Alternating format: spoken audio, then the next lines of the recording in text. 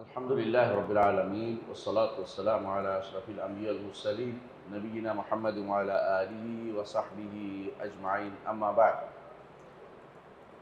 আলহামদুলিল্লাহ, আল্লাহ তাআলা শুকরিয়া আদায় করি যারা আমাদেরকে আসরের পরে এখানে বসার তৌফিক দিয়েছেন এবং আল্লাহর দ্বীন নিয়ে আলোচনা করার সুযোগ করে দিয়েছেন, এবং যারা আপনাদেরকে আসার তৌফিক দিয়েছেন আমাকেও বসার তৌফিক দিয়েছেন। আলহামদুলিল্লাহ, আল্লাহ তাআলার প্রশংসা। আল্লাহ তাআলার যত বেশি আমরা তাসবিহ পাঠ করব ততই আল্লাহ তাআলার কাছে যেতে পারবো, আল্লাহর নৈকট্য লাভ করতে পারবো।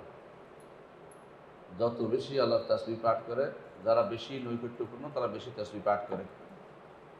যুগে যুগে যুগে যুগে যারা তাসবিহ পাঠের মাধ্যমেই আল্লাহর নৈকট্য অর্জন করা যায়, বিপদ আপদ থেকে উদ্ধার হওয়া যায়। তাসবিহ হচ্ছে গজব থেকে বাঁচার পথ, তাসবিহ হচ্ছে নৈকট্যের পথ। আল্লাহ তাআলার শুকরিয়া আদায় করি, লা ইলাহা ইল্লা আনতা সুবহানাকা ইন্নী কুনতু মিনাজ জালিমিন, লা ইলাহা ইল্লা আনতা লা ইলাহা ইল্লা ওয়াহদাহু লা শারীকা লাহুল মুলকু ওয়া লাহুল হামদু আলা কুল্লি শাইইন কাদির। আপনারা যারা আজকে এসেছেন, আমরা ইনশাআল্লাহ আমাদের একটা দার্স শুরু করতেছি আপনাদের দিয়ে, এবং আমরা চাই এই বইটা পুরোটাই আমরা আপনাদের নিয়ে আলোচনা করব ইনশাআল্লাহ ধারাবাহিকভাবে। একটা নির্দিষ্ট বই শুধু আপনাদের নিয়ে ইনশাআল্লাহ আলোচনা করব।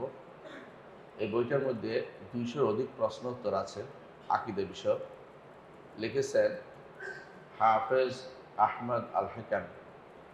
হাফেজ আহমদ আল হাকামি তিনি একজন প্রথিতযশা শেখ সৌদি আরবের। তিনি অনেক আগে মারা গেছেন, 1377 দিকে মারা গেছেন। 1377 হচ্ছে হিজরি, 1377 হিজরি তিনি মারা গেছেন। এখন 1447, তাই না? অর্থাৎ 1377-এ তিনি মারা গেছেন, প্রায় 100 বছরের কাছাকাছি আর কি। তো এই সময়ে এরপরে তিনি এই বইটা এখনও প্রসিদ্ধ। আমি এবার মসজিদ নববীতে বসাচ্ছিলাম, দেখলাম যে শেখের বই নিয়ে আলোচনা করছেন শেখ আব্দুর রাজ্জাক আল আব্বাদ হাফিজাহুল্লাহ। তো এই জন্য ভাবলাম যে এই বইটাই আলোচনার বিষয় বানানো আমাদের ভালো হবে, কারণ যেহেতু এখনও দাস চলছে বিভিন্ন জায়গাতে, আমরা এটাতে দাসটা দিই। এটার মধ্যে একটা সৌন্দর্য হচ্ছে প্রশ্ন উত্তর।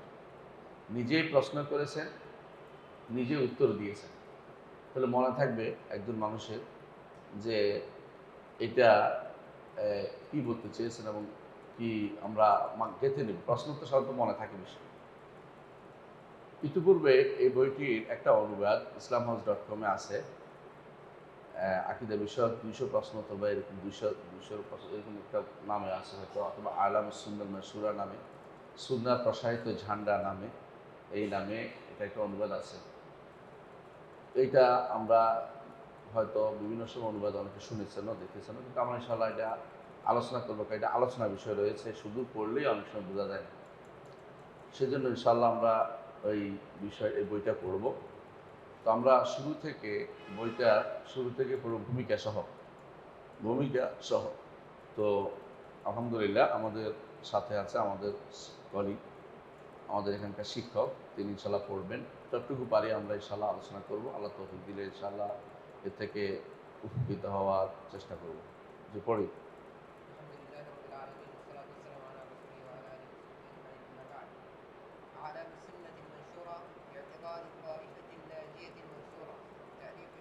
এটা শোনা যায় না বলতেছে, ওইটা ওইটা কানে দিতে হইব। দেখো উনি আসুক, আছে কেউ?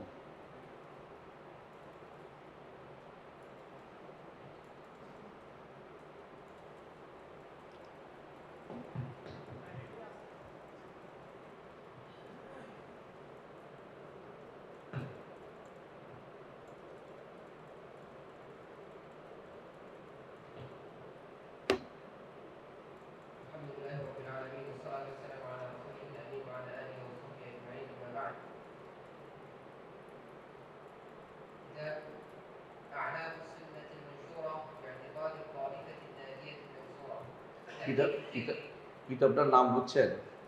আলাম as-সুন্নাতিল মানসুরা। যেই সুন্নাহ প্রচার প্রসার পেয়েছে, এই সুন্নাহর ঝান্ডা। বুঝছে, বুঝে আসছে এই অর্থ কি জন্য? যাতে সাহায্যপ্রাপ্ত নাজাতপ্রাপ্ত দলের গোষ্ঠীর আকীদা বর্ণনা করা হবে। এমন বই যাতে সাহায্যপ্রাপ্ত নাজাতপ্রাপ্ত দলের আকীদা নিয়ে আলোচনা করা হবে। এই এই বিষয়ের নাম দিয়েছে আলাম আস-সুন্নাতিল মানসুরা, প্রসারিত সুন্নাহ এর বিভিন্ন চিহ্ন। আমরা কি শুনতে পাচ্ছেন? অসুবিধা হচ্ছে না তো? না। লেখক, হ্যাঁ লেখককে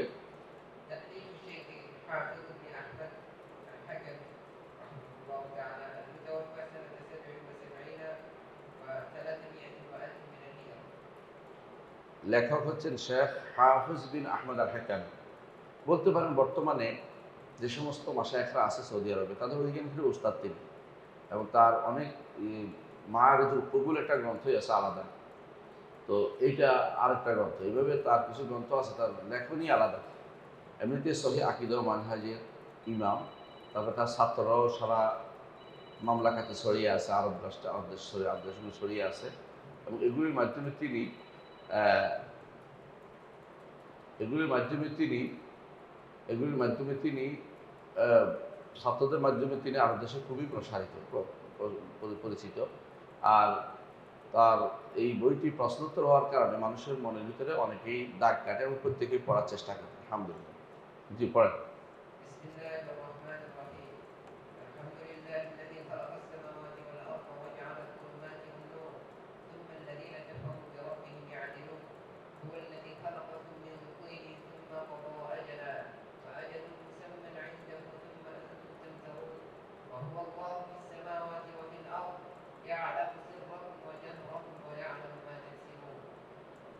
আল আনআম 1 থেকে 3, এই সূরা আল আনআমের প্রথম থেকে আয়াত নিয়েই তিনি শুরু করেছেন তার কিতাবের ভূমিকা। সূরা আল আনআমের প্রথমে যে আয়াতগুলো আছে এগুলো উনি নিজেই শুরু করেছেন। ভূমিকার শুরুতেই বিসমিল্লাহ বলেছেন। আপনারা জানেন বিসমিল্লাহ দিয়ে যেটা শুরু করা হয় সেটাই পূর্ণতা পায়, আর যদি বিসমিল্লাহ দিয়ে শুরু না করা হয় সেটা লেজ কাটা হয়। এটার বর্ণনা আপনারা পেয়েছেন বিভিন্ন হাদিসে। এই জন্য বিসমিল্লাহ দিয়ে শুরু করেছেন। আর যে কোনো ভালো কাজে বিসমিল্লাহ বলতে হয়, যে কোনো ভালো কাজে বিসমিল্লাহ বলতে হয়। আল্লাহর নামে শুরু করেছে, তারপর আল্লাহর হামদ প্রকাশ করেছেন। এইভাবেই সূরা ফাতিহা বিসমিল্লাহ আছে, আলহামদুলিল্লাহ আছে। এই জন্য তিনি সেভাবে শুরু করেছেন, আলহামদুলিল্লাহ যিনি খালাকাস সামাওয়াতি ওয়াল আরদ। আল্লাহর জন্য যাবতীয় হামদ হচ্ছে ভালোবেসে যে প্রশংসা আসে, অন্তর থেকে ভালোবেসে যে প্রশংসা, ভালোবাসার সাথে মর্যাদার সাথে যে প্রশংসা বের হয়, এটা হলো হামদ। এমনি প্রশংসা অনেকেই করে বিভিন্ন কারণে, কিন্তু অন্তরের ভালোবাসা থেকে যেই প্রশংসা উচ্চারিত হয় এটা নাম হামদ। এই জন্য আলহামদুলিল্লাহ আল্লাহর জন্যই হামদ নির্ধারণ করে সবচেয়ে যুগে যুগে আলেমরা প্রশংসা করেছেন। তো এই জন্য, কারণ আল্লাহকেই লেদাতিহি সত্তাগত তাকে ভালোবাসতে হবে, তার জন্য প্রশংসা করেছে আল্লাহ যে খালাকাস সামাওয়াতি, আসমান এবং জমিন তিনি সৃষ্টি করেছেন। ওয়া জাআলা যুলুমাতি ওয়ান নূর, এবং তিনি এই জাআলা অর্থ কি? খালাকা। এই জাআলা অর্থ খালাকা।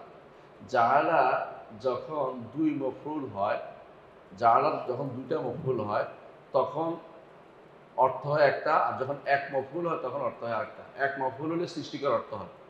তো মুরতাজিলারা এই ব্যাপারে বুঝতো না, কিন্তু আলহামদুলিল্লাহ তিনি প্রথমেই শুরু করে জানিয়ে দিলেন যে জাআলা অর্থাৎ খালাকা অর্থে এক মফউল হলে, জাআলা যখন একটা কর্ম হয় তখন অর্থ হয় সৃষ্টি করা, আর দুই মফউল হলে সেটা সৃষ্টি করা অর্থ হয় না, সেটা হচ্ছে কোনো কিছু করা অর্থে। জি।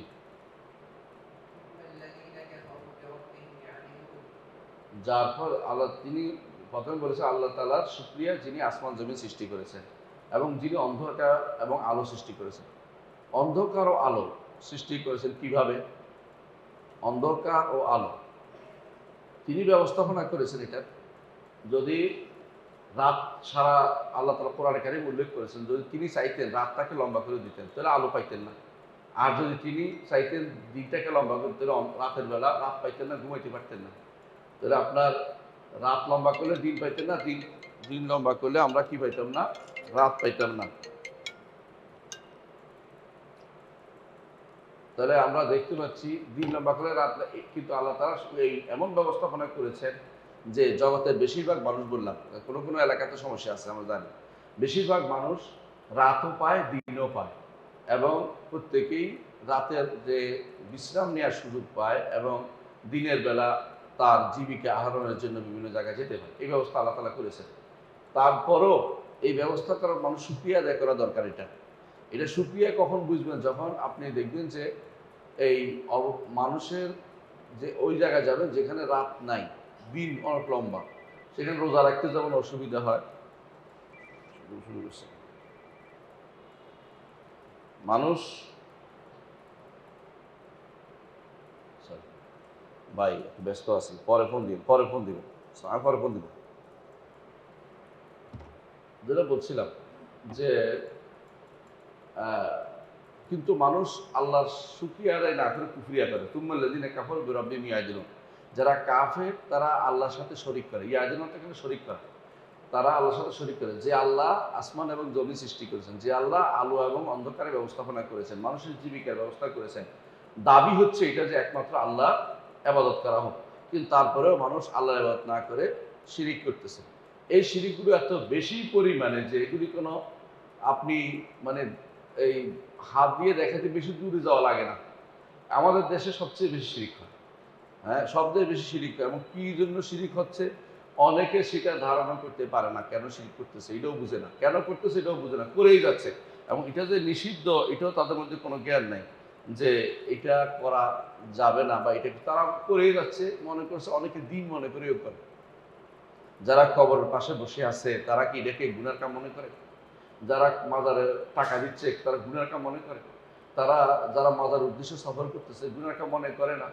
যারা কুমির রেখা হচ্ছে গুনার কাম মনে করতেছে না? মাজারের কুমির রেখা হচ্ছে, তো বোঝা গেল যে একটা বিশাল গোষ্ঠী আছে যারা এই শিরিক করে যাচ্ছে, তাদের কোনো ভাবান্তর নাই, তাদের কোনো ভাবান্তর নাই। সুবহানাল্লাহ।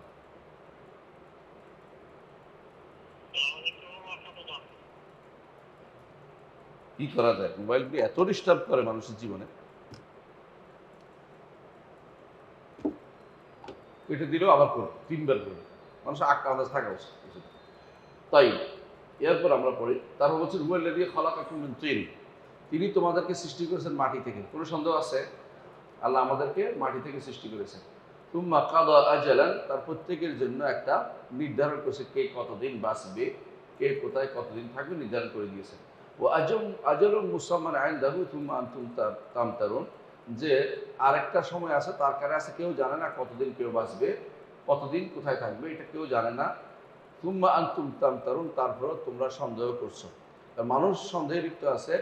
এত সৃষ্টি করেছে মাটি থেকে, আবার দুনিয়াতে ঘুরে বেড়াচ্ছে, বিভিন্ন রকমের কাজ করে বেড়াচ্ছে, কিন্তু মানুষের সন্দেহের কোনো শেষ নাই। এই আল্লাহর উপর তার শুকরিয়া আদায় করা দরকার, না করে আল্লাহর সাথে তার অকৃতজ্ঞতা প্রকাশ করছে। ওয়াহু আল্লাহু ফিস সামাওয়াতি ওয়া ফিল আরদ, অর্থ কি? এখানে এসে অনেকে হেরে গেছে, এই জায়গাতে আকীদাগত বিভ্রান্তি তৈরি করেছে। ওয়াহু আল্লাহু ফিস সামাওয়াতি ওয়াল আরদ, যারা কবর পূজারী, মাজার পূজারী, তারা মনে করে এর অর্থ হচ্ছে আল্লাহ আসমানেও আছে জমিনেও আছে, কিন্তু এর অর্থ এটা না। এর অর্থ হচ্ছে ওহু আল্লাহ, তিনি মাবুদ, তিনি উপাস্য। ফিস সামাওয়াতি, আসমানে যারা আছে তিনিও তারাও তার ইবাদত করে, অফিল আরদে, জমিনে যারা আছে তারাও তার ইবাদত করে। এটা হচ্ছে এটার অর্থ। ভুল অর্থ করে অনেকে বিভ্রান্তি তৈরি করতে পারে আপনার কাছে, এই জন্য সেটা জানা দরকার। ইয়া আলামু সিররাকুম ওয়া জাহরাকুম, তোমরা এই কি করো দুনিয়ার বুকে, তোমাদের গোপন জিনিস জানেন, আবার তোমরা প্রকাশ কি করো সেটাও তিনি জানেন। অর্থাৎ আরেকটা অর্থ হচ্ছে এই আয়াতের, ওয়াহু আল্লাহু ফিস সামাওয়াত, তিনি উপর জগতে, তিনি একমাত্র আল্লাহ তাআলা। ওয়াফিল আরদি ইয়ালামু সিররাকুম ওয়া জাহরাকুম, আর জমিনের বুকে তিনি জানেন তোমরা গোপন কি করো আর প্রকাশ কি করো। এই দুইটা অর্থই শুদ্ধ। ওয়া ইয়ালামু মা তাকসিবুন, এবং তোমরা যা অর্জন করো সেটা তিনি জানেন। অর্জন করো কি, ভালো করলেও জানেন, খারাপ করলেও তিনি জানেন। ভালো মন্দ যা করি না কেন তিনি সবকিছু জানতে পারেন। তাহলে উনি সূরা আল আনআমের শুরুর এই আয়াতগুলো দিয়ে তিনি আমাদের তার কিতাবটা শুরু করেছেন। আলহামদুলিল্লাহ, আমরা সেটা বুঝলাম। তারপর কি বলছে শোনো। হ্যাঁ,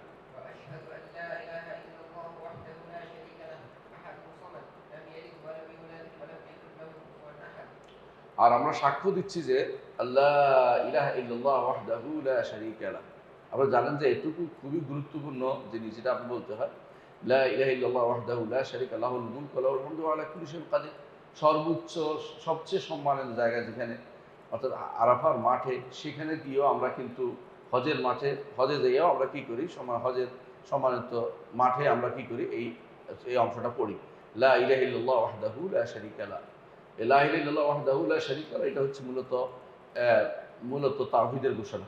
এজন্য তিনি সাক্ষ্য দিতে বলছেন যে আল্লাহ ইলাহা ইল্লাল্লাহ, আল্লাহ ব্যতীত সত্য কোনো ইলাহ নেই, লা, একমাত্র আল্লাহ ব্যতীত সত্য কোনো ইলাহ নেই। ওয়াহদাহু তো তিনি এক, এটা শুদ্ধ না। ওয়াহদাহু তো একমাত্র, একমাত্র আল্লাহ ব্যতীত আর কোনো ইলাহ নেই। লা শারীকা লাহু, তার কোনো শরীক নেই। আহাদুন সামাদুন লাম ইয়ালিদ ওয়া লাম ইউলাদ, অর্থাৎ সূরা ইখলাস, সূরা ইখলাস শুরুতে কুল হুয়াল্লাহু আহাদ আল্লাহুস সামাদ লাম ইয়ালিদ ওয়া লাম ইউলাদ, সেটা তিনি তাওহীদের ঘোষণা দেওয়ার জন্য ওয়া লাম ইয়াকুল লাহু কুফুয়ান আহাদ পুরোটাই সূরাটা নিয়ে এসেছেন, কারণ এটা আল্লাহর পরিচয় তিনি দিয়েছেন। এবং আমরা জানি যে সূরা ইখলাস হচ্ছে আল্লাহর পরিচয়, সূরা ইখলাস হচ্ছে আল্লাহর পরিচয়। কাফেররা এসে বলল, আপনার যে রবের কথা বলেন তার বংশ বিস্তার বলেন, বংশ বর্ণনা করেন, অর্থাৎ তার পরিচয় দেন। আল্লাহ তাআলা তখন আয়াত নাজিল করেন, সূরা নাজিল করেন, কুল হুয়াল্লাহু আহাদ আল্লাহুস সামাদ লাম ইয়ালিদ ওয়া লাম ইউলাদ ওয়া লাম ইয়াকুল লাহু কুফুয়ান আহাদ। তাই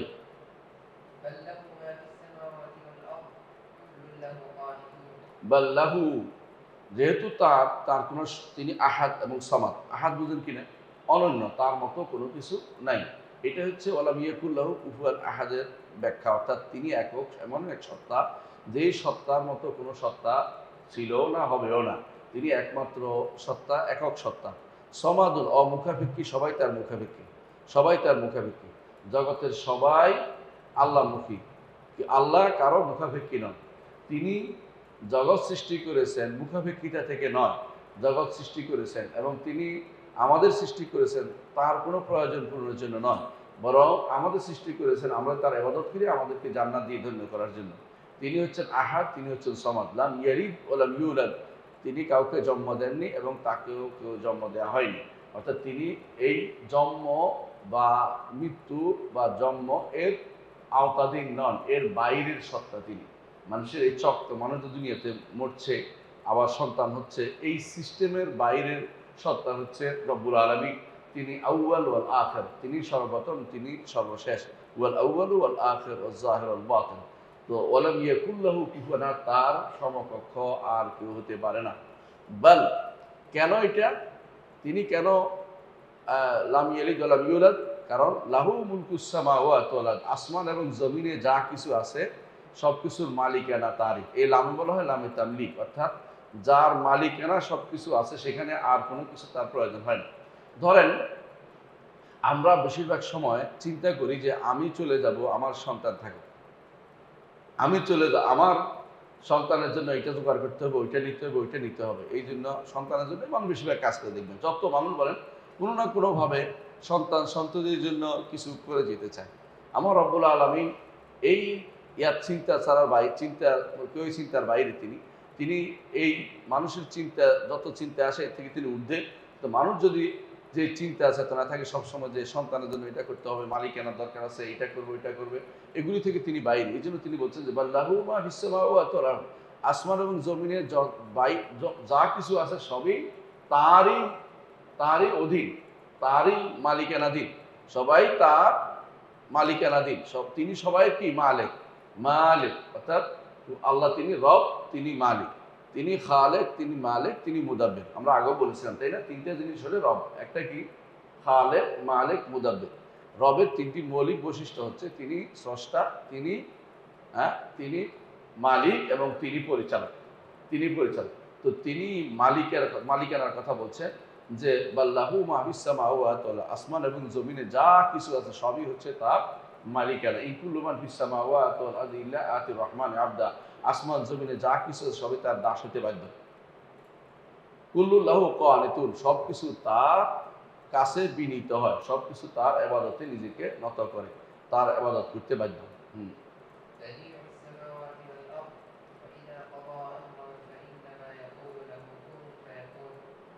আসমান এবং জমিনকে তিনি নতুনভাবে সৃষ্টি করেছেন, এমন নয় যে কোনো দেখে সৃষ্টি করেছেন, বেদিয়া, সৃষ্টির স্রষ্টা তিনি। ওয়াইজা কাদা আমরান ফাইন্নামা ইয়াকুল লাহু কুন ফায়াকুন, কোনো কিছু করতে তার কোনো কষ্ট হয় না, তিনি যদি চান এটা করতে তখন শুধুমাত্র কুন বলে, আসলে তখনই সেটা হয়ে যায়।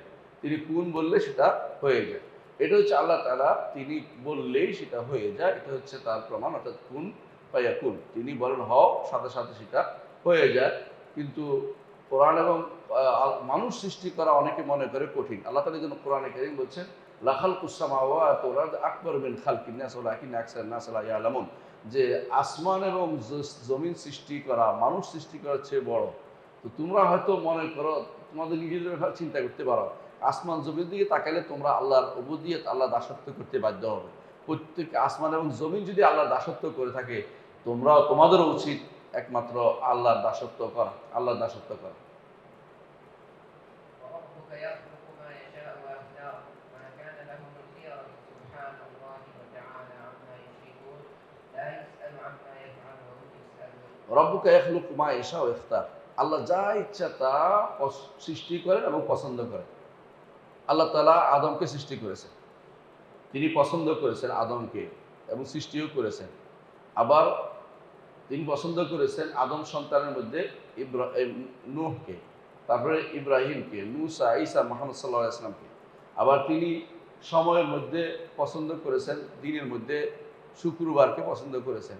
আবার তিনি পছন্দ করেছেন মানুষের মধ্যে কোরাইশকে, কোরাইশদের মধ্যে বনি হাশেমকে। এবার হাদিসে আসছে যে ভেবে ভেবে বলি আমরা, এই জাতীয় আল্লাহ তাআলা যেটা ইচ্ছা এটা পছন্দ করেন, যেটা ইচ্ছা এটা সৃষ্টি করেন। আপনার বলার কোনো অধিকার নেই, কেন কেন করলে এটা বলার কোনো অধিকার নেই।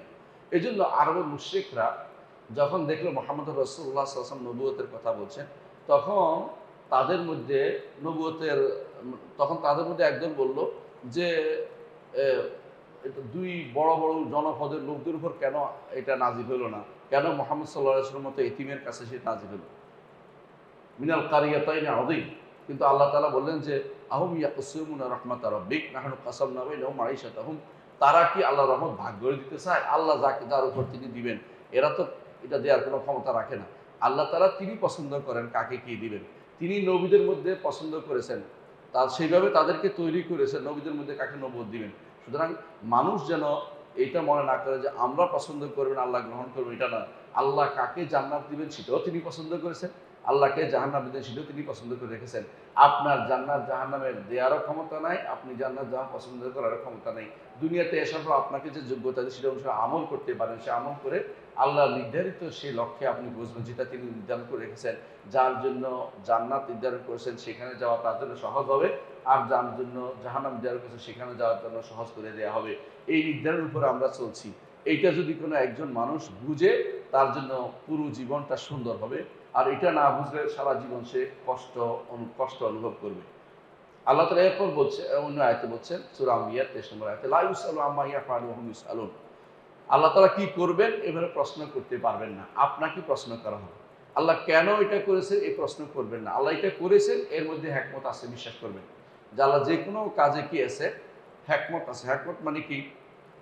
হ্যাঁ, হিকমত অর্থ হচ্ছে, এটাকে বলা হয় যে প্রজ্ঞা, যেটা বলা হয় প্রজ্ঞা বা হিকমত অর্থ হলো এটা করাটাই এটার দাবি, মানে এই কাজটা এটা হওয়াই দাবি। আপনি না বুঝলেও আল্লাহ তাআলা সেটাকে অবশ্যই আপনাকে, মানে তিনি যেটা পছন্দ করেছেন সেটার মধ্যে হিকমত আছে, রহস্য আছে, এটা গুরুত্বপূর্ণ বলে আপনি মনে করবেন। একজনে এই গাছের নিচে শুয়ে আছে, ওই বট গাছের নিচে শুয়ে আছে। তো চিন্তা করতে তো শুয়ে চিন্তা করলো যে গাছের উপরে যে বটের যে ছোট ছোট এগুলো বিচি, এগুলো এত বড় গাছে এত ছোট বিচি, একথা করে শুইছে। কিছুক্ষণ পর একটা বড় একটা বিচি করছে কানের উপরে।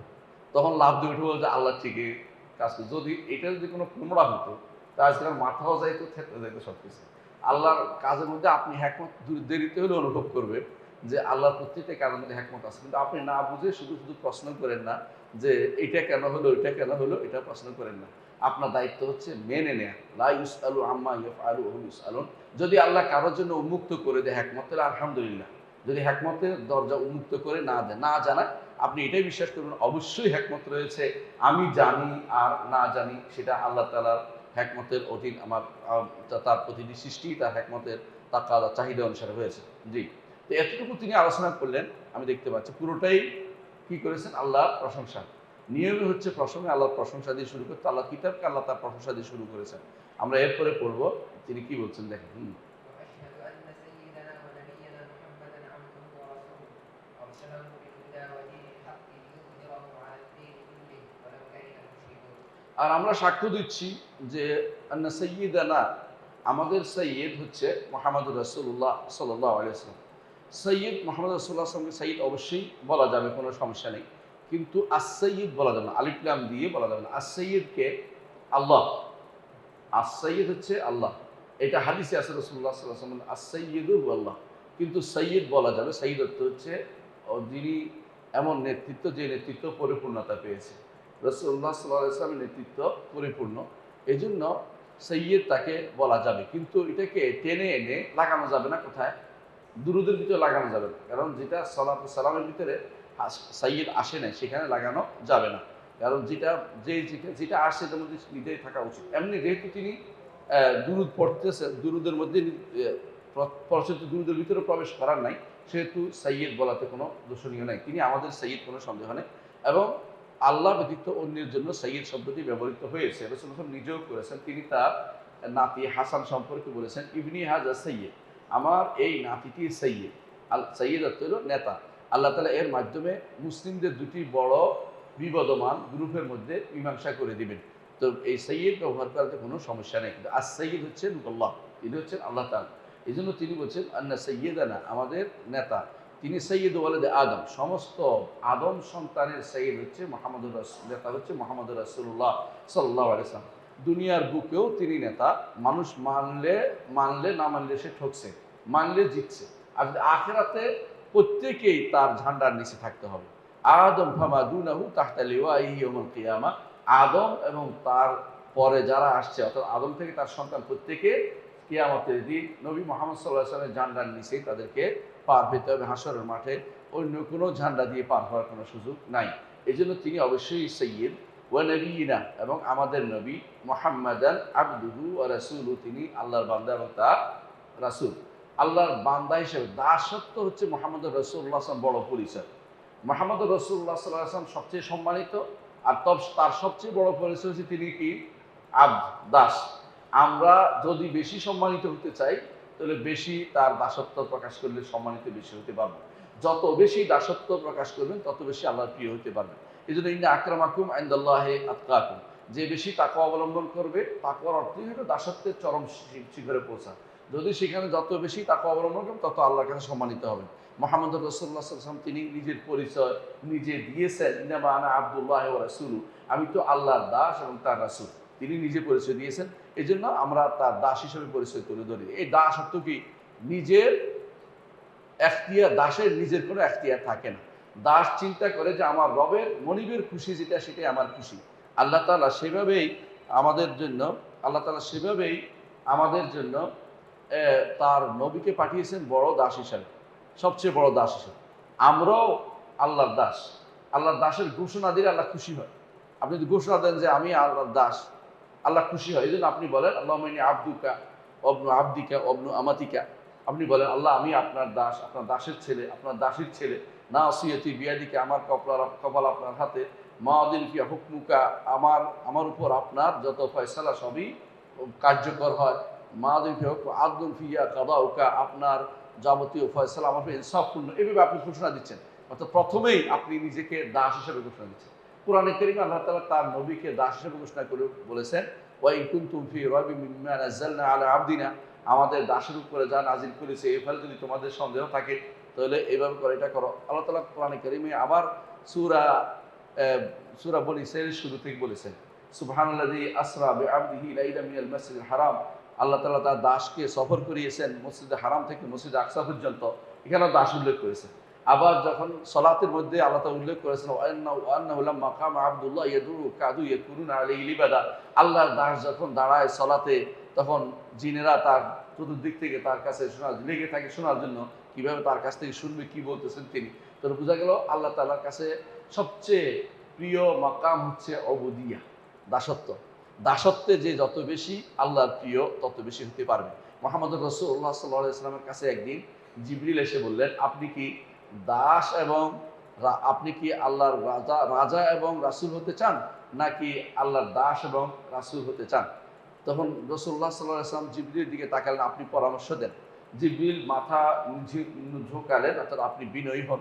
রাসূলুল্লাহ সাল্লাল্লাহু আলাইহি ওয়াসাল্লাম বললেন, বাল আবদান রাসূলান, আমি দাস হব এবং রাসূল হব। আল্লাহর কাছে এটা বেশি প্রিয় হয়েছে, কারণ এইটা হচ্ছে আল্লাহর উদ্দেশ্য যে বান্দা আল্লাহর দাস হবে, দাসত্ব প্রকাশ করবে। আসলেই আমরা দাস। আমরা দাস কেন? দাস কেন? দুটি কারণ।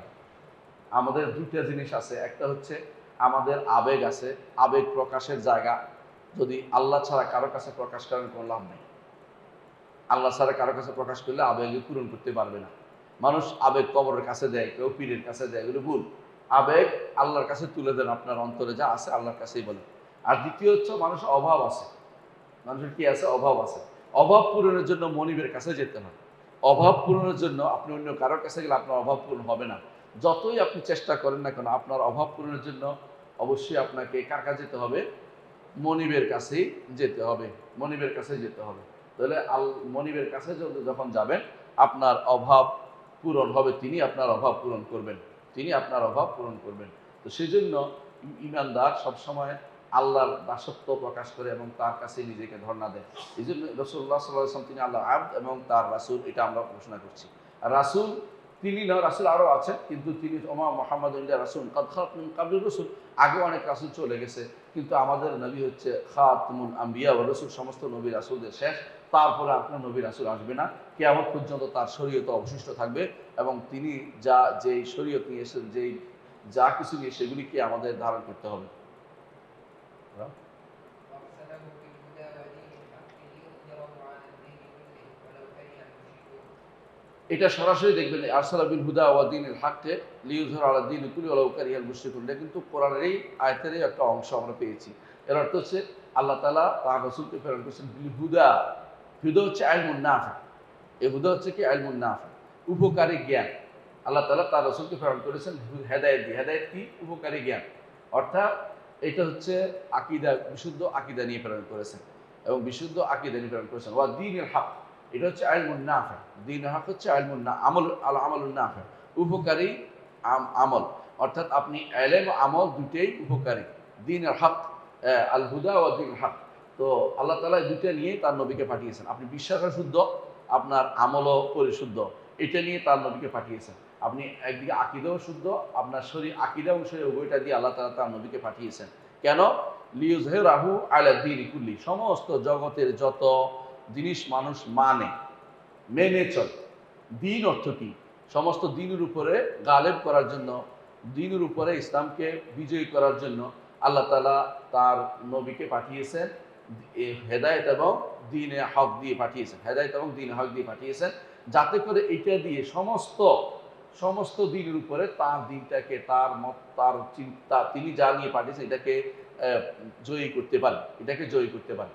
তো আল্লাহ তাআলার উদ্দেশ্য হচ্ছে আমরা যেন আল্লাহর দ্বীনকে সমস্ত যত রকমের মতবাদ আছে সব কিছুর উপরে সেটাকে প্রাধান্য দেয়। বর্তমানে মতবাদ যতগুলো আছে সবগুলোর উপরে ইসলামকে প্রাধান্য দিতে হবে। বুঝতে পারছেন তো? মতবাদের কি অভাব আছে? নাই। আল্লাহ যদি কোনো আল্লাহ দেখেন, আল্লাহ তাআলা যে সমস্ত, আল্লাহ তাআলা ইসলাম ছাড়া কোনো দিন কখনো পাঠান নাই, সবসময়। কিন্তু সবসময় বাতিল তারা নিজেরা কি করতো? নতুন করে কিছু না কিছু রচনা করতো। আর তারা তখন বলতো ইন্না ওয়াজাদনা আবানা আলা উম্মাতিন, আমরা আমাদের পিতা মাতাদেরকে, পূর্বপুরুষদেরকে একটা বিশেষ অবস্থানের উপর পেয়েছি, বিশেষ নীতির মালার উপর পেয়েছি। ওয়া ইন্না আলা আযারিহিম মুক্তাদুন, তাদের এই পথে চললে আমরা হেদায়েত পাবো, এই পথে চললে আমরা এই পথে আমরা চলতে থাকবো, এই জাতীয় তারা দাবি করতো। যখন আরবের মুশরিকরা আসছে, তারাও কি বলতো? যে আমরা আমাদের এই সুন্দর একটা ব্যবস্থা, এটা ব্যবস্থাপনাকে পরিবর্তন করতে চাই না। রাসূলুল্লাহ সাল্লাল্লাহু আলাইহি ওয়াসাল্লাম সেই ব্যবস্থাপনা পরিবর্তন করে সেখানে আল্লাহর দ্বীনকে প্রচার প্রসার করে সেটাকে স্থাপন করে দিয়েছেন। আমাদেরও এই সমাজে, এই যেখানে আমরা আছি সেখানেই আমাদের দায়িত্ব হবে যাবতীয় যত রকমের মতবাদ আছে, যত রকমের তন্ত্রমন্ত্র আছে, যত চিন্তা চেতনা আছে, সবগুলোর উপরে কোরআন এবং সুন্নাহকে প্রাধান্য দিতে হবে, সবগুলোর উপরে আকীদা এবং শরিয়াকে প্রাধান্য দিতে হবে। এগুলি দিয়ে আমাদেরকে এই আল্লাহর উদ্দেশ্য, আল্লাহ তাআলা যেটা চেয়েছেন আমাদের কাছে সেটা আমরা প্রসার করব, সেটা আমরা করে যাব। সেটা হচ্ছে দ্বীন হককে এমনভাবে আমরা প্রসার করব যে বাতিল যত চিন্তা চেতনা তার উপরে এটাকে আমরা প্রতিষ্ঠিত করব, এটাকে প্রতিষ্ঠিত করব। ওলা উকারিহাল মুশরিকুন, যদিও মুশরিকরা এটা পছন্দ করে না। এবং আরেক জায়গায় আছে ওলা উকারিহাল কাফিরুন, কাফেররা পছন্দ করে না। কাফেররা মুশরিকরা কি পছন্দ করে? তাদের নিজস্ব বর্ণিত, তাদের নিজস্ব রচিত বা নিজস্ব বানানোর নীতি আমাদের উপর চাপিয়ে দিতে চায়। আর আমরা কি করতে চাই? আল্লাহর দেয়া নীতি মানুষের কাছে প্রসার করতে চাই। পার্থক্য এখানে। কাফের মুশরিকরা চায় যে আল্লাহর নীতি না থাকুক, তাদের নীতি চলুক। আর আমাদের কথা হচ্ছে আল্লাহর নীতি চলুক, তাদের নীতি বন্ধ হয়ে যাক। এখন জগতের বুকে এখন বা আগে বা কিছু আগে যখনই নবীরা এসছেন, তারা কিন্তু একটা গোষ্ঠীকে পেয়েছেন একটা নীতির উপর। তখনও এদের দোষর ছিল, এদের নেতারা তখনও তারা এইভাবে মানুষকে পরিচালনা করার জন্য নীতি বানাইছিল।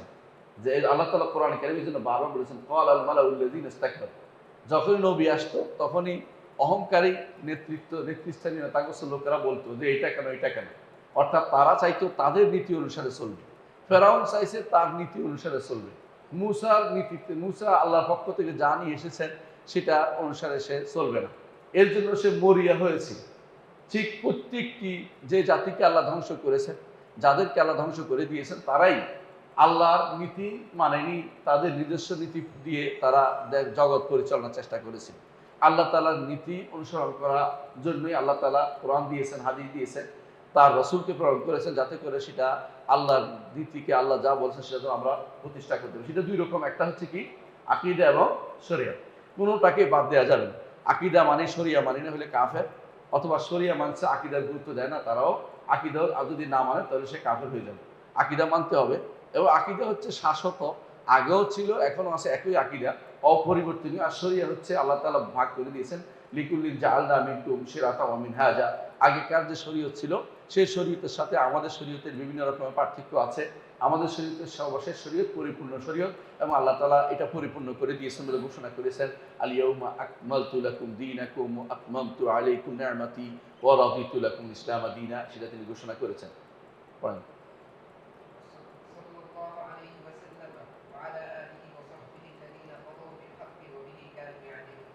সাল্লাল্লাহু আলাইহি ওয়াসাল্লাম যেহেতু নবীর প্রথমে তাওহীদের সাক্ষ্য দিলেন, পরে রিসালাতের সাক্ষ্য দিলেন। আশহাদু আন্না মুহাম্মাদার রাসূলুল্লাহ বলে রিসালাতের সাক্ষ্য হয়, বুঝলেন তো? আশহাদু আল্লা ইলাহা ইল্লাল্লাহ ওয়া আশহাদু আন্না মুহাম্মাদার রাসূলুল্লাহ ওয়া আশহাদু আন্না মুহাম্মাদান আবদুহু ওয়া রাসূলুহু, যেভাবে বলে এটা হচ্ছে কি, এটা হচ্ছে শাহাদা, কালিমাতুশ শাহাদা। তো শাহাদার দুটো অংশ, একটা হচ্ছে শাহাদাত তাওহীদ, একটা শাহাদাতুর রিসালাত। রিসালাতের সাক্ষী, একটা হচ্ছে তাওহীদের সাক্ষী। এটা দেওয়ার পরে আপনার দায়িত্ব হচ্ছে রাসূলুল্লাহ সাল্লাল্লাহু আলাইহি ওয়াসাল্লাম করে সালাত ও সালাম পেশ করবেন। তিনিও তাই করছেন সাল্লাল্লাহু আলাইহি ওয়াসাল্লাম। আল্লাহ যেন রাসূলের উপরে, তার উপরে সালাত পেশ করেন এবং সালাম পেশ করেন। আল্লাহ তাআলা কার উপরে? মুহাম্মদ সাল্লাল্লাহু আলাইহি ওয়াসাল্লামের উপরে। ওয়াসাল্লাম, সালাম পেশ করেন। ওয়া আলা আলিহি, এবং তার পরিবারের উপরে। পরিবার কারা? রাসূলের পরিবার কারা? বংশধর, তার বাইরে তার স্ত্রীরও তার পরিবার, এরা বংশধর। আলের আরেকটা অর্থ আছে, যারাই রাসূলুল্লাহ সাল্লাল্লাহু আলাইহি ওয়াসাল্লাম অনুসরণ করে চলে, নীতি অনুসরণ করে, তারাই তার পরিবার অন্তর্ভুক্ত। এটাও ব্যাখ্যা করা যায়, কারণ এটাও দেখা যায় যে রাসূলুল্লাহ সাল্লাল্লাহু আলাইহি ওয়াসাল্লাম নিজে বলেছেন ইন্না আলা ফুলান লাইসু বিআউলিয়া, অমুকের যারা বংশধর তারা আমার ওয়ালি নয়, যদিও তার বংশের লোক, কিন্তু তার বংশ যারা প্রত্যেকটি ঈমানদারই তার বংশধর, এটা তিনি উল্লেখ করেছেন। এভাবে দেখা যাচ্ছে যারা ঈমানদার তারা ঘুরে ফিরে নবীর বংশের, নবীদের তারা অনুসারী যারা, তারাই এর সব এই দোয়ার ভিতরে পড়বে, এর ভিতরে পড়বে। এই জন্য সাল্লাল্লাহু আলাইহি ওয়াসাল্লাম ওয়া আলা আলিহি ওয়া সাহবিহি, এবং যারা তার সাথী ছিল সাহাবায়ে কেরাম রাদিয়াল্লাহু আলাইহিম, তাদের উপরে তিনি সালাত পেশ করতেছেন। আল্লাহর আল্লাহর পক্ষ থেকে সালাত হলে অর্থ হয় আল্লাহর কাছে, আল্লাহ তাআলা তার ফেরেশতাদের কাছে নবীর প্রশংসা করা। আর বান্দাদের জন্য হলে অর্থ হলে রহমত দেয়া, আল্লাহর নবীর জন্য হলো প্রশংসা করা। আর বান্দারা যখন সালাত পেশ করে তখন হলো তাদের জন্য দোয়া করা। যদি আমরা রাসূলুল্লাহ সাল্লাল্লাহু আলাইহি ওয়াসাল্লাম যখন কারোর জন্য পড়তেন যে আল্লাহুম্মা সাল্লি আলা আলে আবি আওফা, হাদিসে আসছে, এর অর্থ হচ্ছে আল্লাহ আপনি তা আবি আওফার কথা স্মরণ করুন। বুঝে আসছে? তো ফেরেশতারা যখন বলে ইন্নাল্লাহ মালাইকাতু ইউসাল্লুনা আলান নবী, তখন তারা কি করে? এর অর্থ হলো তারা নবীর জন্য দোয়া করে। সালাত তো দোয়া হয়, সালাত তো আবার কি হয়? প্রশংসা করা হয়, উত্তম প্রশংসা। আল্লাহ তাআলার পক্ষ থেকে হলে উত্তম প্রশংসা হয়। তো আল্লাহর উপর যখন আপনি সালাতের দায়িত্ব দিবেন, আল্লাহ আপনি সালাত প্রেরণ করুন, তখন হবে আপনার কাছে যারা আছে তাদের কাছে আমাদের নবীকে নিয়ে আপনি উত্তম প্রশংসা করুন, এটা হচ্ছে এর অর্থ। এজন্য এই সালাত যখন আপনি সাল্লাল্লাহু আলাইহি ওয়াসাল্লাম বলবেন, তখন আপনার বুদ্ধি থাকবে আল্লাহ যেন তার কাছে ফেরেশতা যারা তাদের কাছে নবীর আলোচনা করে। এমনিতেই যদি কেউ আমরা আল্লাহর কথা আলোচনা করি, আল্লাহ তার কাছে যারা আছে তাদের কাছে আমাদের নিয়ে আলোচনা করে। হাদিসে আছে রাসূলুল্লাহ সাল্লাল্লাহু আলাইহি ওয়াসাল্লাম বলেছেন, কেউ যদি কোনো ভর মজলিসে আল্লাহ নিয়ে আলোচনা করেন, আল্লাহ এর থেকে উত্তম মজলিসে তাদের নিয়ে আলোচনা করেন। তো এটা তো একটা বিশাল সৌভাগ্যের বিষয়। এই জন্য আমরা যখনই দিনের আলোচনা করছি, সেটা আল্লাহ তাআলার কাছে প্রিয়, সবচেয়ে প্রিয় মজলিস এগুলো হচ্ছে দুনিয়ার বুকে সবচেয়ে প্রিয় মজলিস। তো এইগুলি নিয়ে আমরা আলোচনা করছি, আল্লাহ তাআলাও তার চেয়ে উত্তম, আমাদের চেয়ে উত্তম মজলিস যা তার ফেরেশতাদের কাছে আমাদের নিয়ে আলোচনা করবেন। এটা ফাজকুরুনি আযকুরুকুম এর দাবি। তোমরা আমাকে স্মরণ করো, আমি তোমাদেরকে স্মরণ করব। সুতরাং আল্লাহর স্মরণ করতে পারাটা হচ্ছে বড় নেয়ামত, তিনিও আমাদের কথা স্মরণ করবেন।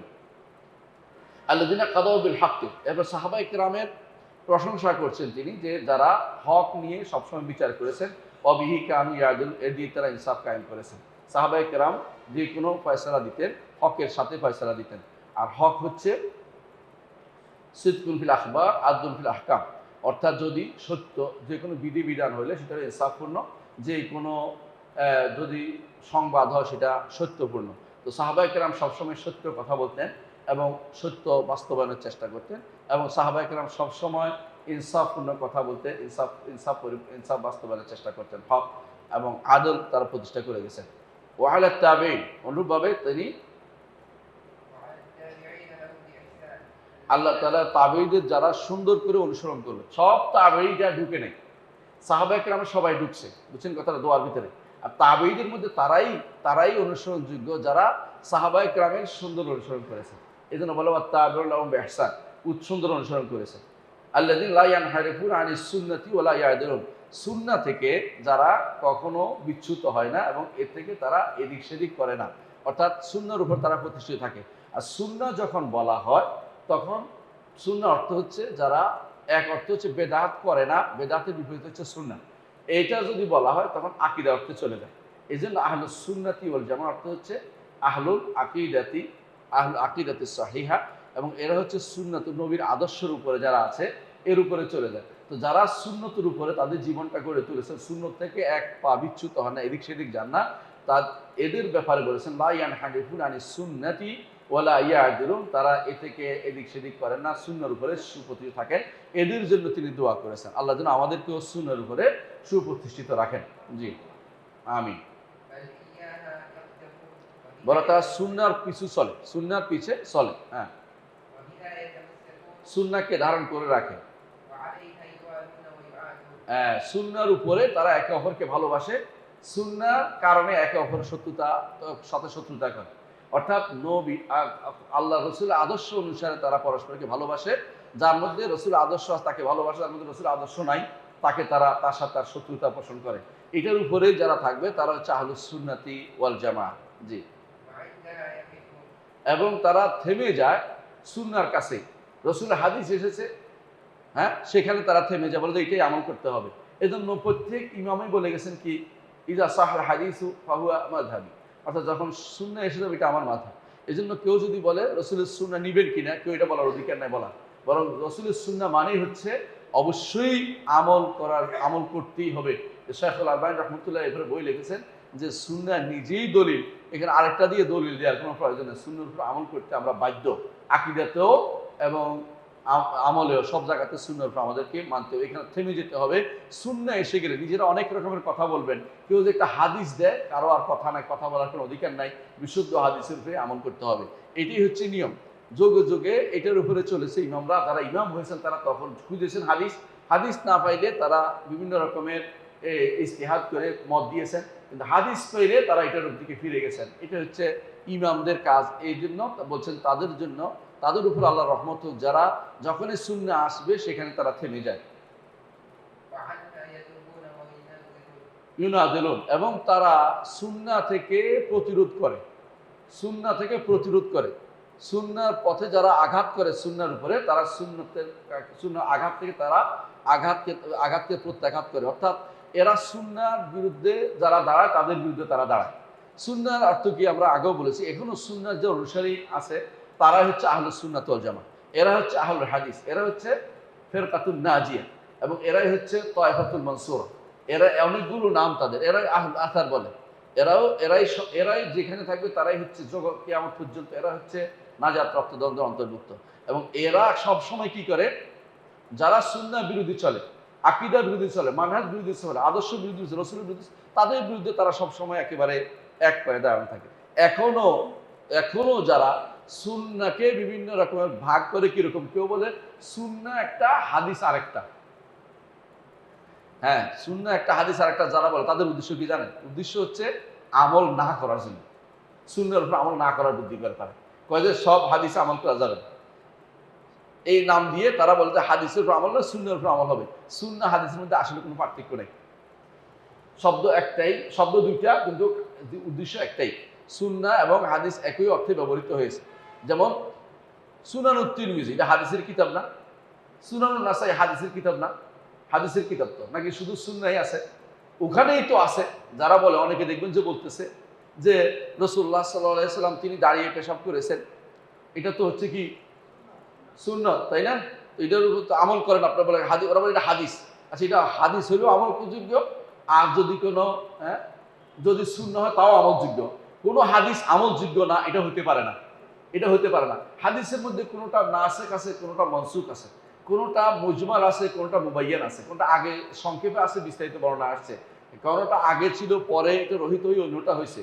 হাদিস সুন্নাহ উভয়টাকেই, মনসুখুল আখবার যেমন হয় তেমন সুন্নাহর মধ্যেও সুন্নাহ মানসুখ হতে পারে। অর্থাৎ সুন্নাহ মনসুখ হতে পারে না, এটা ঠিক নয়। অর্থাৎ সুন্নাহ হাদিস একই অর্থে ব্যবহৃত হয়, কিন্তু এটাকে ভাগ করার অর্থ হচ্ছে ইচ্ছা করে রাসূলুল্লাহ সাল্লাল্লাহু আলাইহি ওয়াসাল্লামের সুন্নাহকে আমল না করার বুদ্ধি করে। আবার কেউ কেউ এখন ভাগ করেছে সুন্নাহর উপর কেন আমল করবে, কোরআনই তাদের জন্য যথেষ্ট, কোরআনই ফেরকা হয়ে গেছে। আবার কেউ কেউ ভাগ করছে যে সুন্নাহ আমল করব যেটা কোরআনের সাথে মিলে, কোরআনের সাথে বেমিল কোনো সুন্নাহ নাই।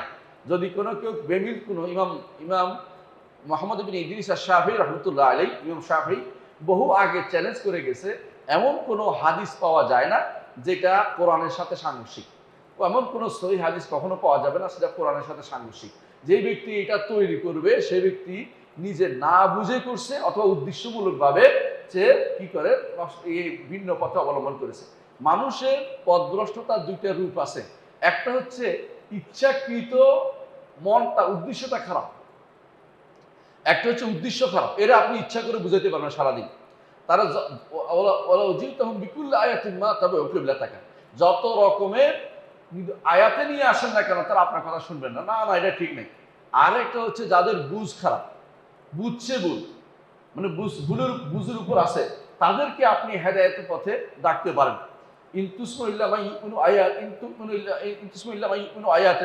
যারা আপনার আয়াত শুনে হেদায়েতের পথে এগোতে চায় তাদেরকে আপনি শোনাতে পারেন, কিন্তু যারা আগে থেকে সিদ্ধান্ত নিয়েছে যে আমি শুনবো না, তাকে আপনি শোনাতে পারবেন না।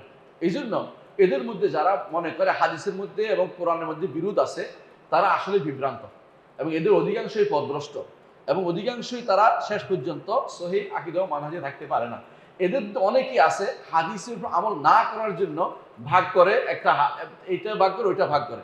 কেউ বলে এটা মানি, কেউ বলে যে এটা ওইটার কারণে দোষ হচ্ছে, ওইটা এই সমস্যা বলে সমস্যা তৈরি করে। এই সমস্যা নিজেরা তৈরি করে নেয়। সলফে এই জন্য বলতেন যে মানুষের মধ্যে কিছু মানুষ আছে যারা কি করে, যখন দেখে যে সুন্নাহ হাদিসের উপরে পড়ার জন্য, আমল করার জন্য হাদিস পড়ে, আর কেউ কেউ হাদিস পড়ে তার অন্তরের ভিতরে বক্রতা আছে এটাকে প্রতিষ্ঠা করার জন্য। আবার কেউ কেউ আছে হাদিস পড়ে যখন দেখে যে এই হাদিসটা মুজমাল, তখন তারা এর বিস্তারিত হাদিস কোনটা ওখানে চলে যায়। অর্থাৎ তারা কোনো হাদিসকে বুঝে বিস্তারিত বর্ণনার দিকে নিয়ে গিয়ে, আর যারা পথভ্রষ্ট তারা কি করে, বিস্তারিত বর্ণনার দিকে যায় না, তারা কোথায় যায়, মুজমাল সংক্ষিপ্ত বর্ণনার দিকে যায়, যাতে করে নিজের মন মতো অপব্যাখ্যা করতে পারে। এটা আপনি কোরআন হাদিসে সব জায়গায় দেখবেন। বদভ্রষ্ট লোকেরা সবসময় কি করবে, নিজের মন মতো ব্যাখ্যার জন্য একটা শব্দ তৈরি করে নিবে এবং এটার পিছনে তারা দৌড়াবে। আমি একটা উদাহরণ দিলে বুঝতে পারবেন। কোরআনে কারিমে আল্লাহ তাআলা বলছেন, কুল বিফাদলিল্লাহি ওয়া বিরহমাতিহি ফাবিযালিকা ফালিয়াফরাহু হুয়া খায়রুম মিম্মা ইয়াজমাউন। আল্লাহর দয়া এবং রহমতে তোমরা বলো যে আল্লাহর রহমত ও দয়াতে আমরা আল্লাহর দয়ার উপর রহমতের উপর আছি। আল্লাহ তাআলা বলছেন যে এইটা হুয়া খায়রুম মিম্মা ইয়াজমাউন, এটা দিয়ে তোমরা খুশি হও। এটা তোমরা যা মাল দুনিয়া সম্পদ জোগাড় করো, এর থেকে উত্তম হচ্ছে আল্লাহর রহমত এবং দয়া, তিনি যা তোমাদেরকে দিয়েছেন। সহজে বুঝছেন না এটা? আল্লাহ আমাদেরকে যা দিয়েছেন সম্পদের চেয়ে আল্লাহ আমাদেরকে হেদায়েত দিয়েছেন, দ্বীনের উপরে এটা উত্তম, কোনো সন্দেহ নেই। শরীয়তের আমল করতে হলে এটা উত্তম, দ্বীনের উপর আমল করতে হলে উত্তম, এটা তো সহজ উত্তর, বুঝা গেছে। কিন্তু কিছু মানুষ এটা দিয়ে বুঝছে কি জানেন? এটা দিয়ে বুঝছেন ঈদ মিলাদুন নবী পালন করা। এর সাথে কোনো সম্পর্ক আছে? এর আশেপাশেও আছে না? এটা বানাইছে কিরকম যে নবী তো আল্লাহর নেয়ামত না, আল্লাহর দয়া আমাদের জন্য। তো সুতরাং আমরা এখন তাকে নিয়ে খুশি প্রকাশ করতেছি। এইটা আপনি বুঝলে হবে। এই বুঝতো সাহাবায়ে কেরাম এভাবে বুঝেন নাই, তাবেঈরা বুঝেন নাই, ইমামরা বুঝেন নাই। আপনি নতুন করে এই বুঝ তৈরি করছেন। আপনার এই সংক্ষিপ্ত বুঝটা গ্রহণযোগ্য না, কারণ এটা তাদের বুঝের বাইরে চলে গেছে। সলবে সানিনের বুঝ অনুসারে আপনাকে বুঝতে হবে। তো এরা কি করে সবসময় এমন শব্দ নিয়ে দৌড়াবে যেটাকে ইচ্ছা করলে বিভিন্ন মুখে টানাটানি করা যায়, রাবারের মতো টেনে আনা যায়। আর যখন তারা এমন কিছু দেখে যে বিস্তারিত আসে, তখন তাদের মন খারাপ হয়ে যায় যে এটা কি জন্য আসছে, এই হাদিসে এইভাবে বর্ণনা করা হলো কেন। তখন তারা এই হাদিস না নেওয়ার চিন্তা চেতনা করতে থাকে। আল্লাহ তাআলা কোরআনে কারিমে রাসূলুল্লাহ সাল্লাল্লাহু আলাইহি ওয়াসাল্লাম হাদিসে আল্লাহর অনেক গুণাবলী বর্ণনা করা হয়েছে।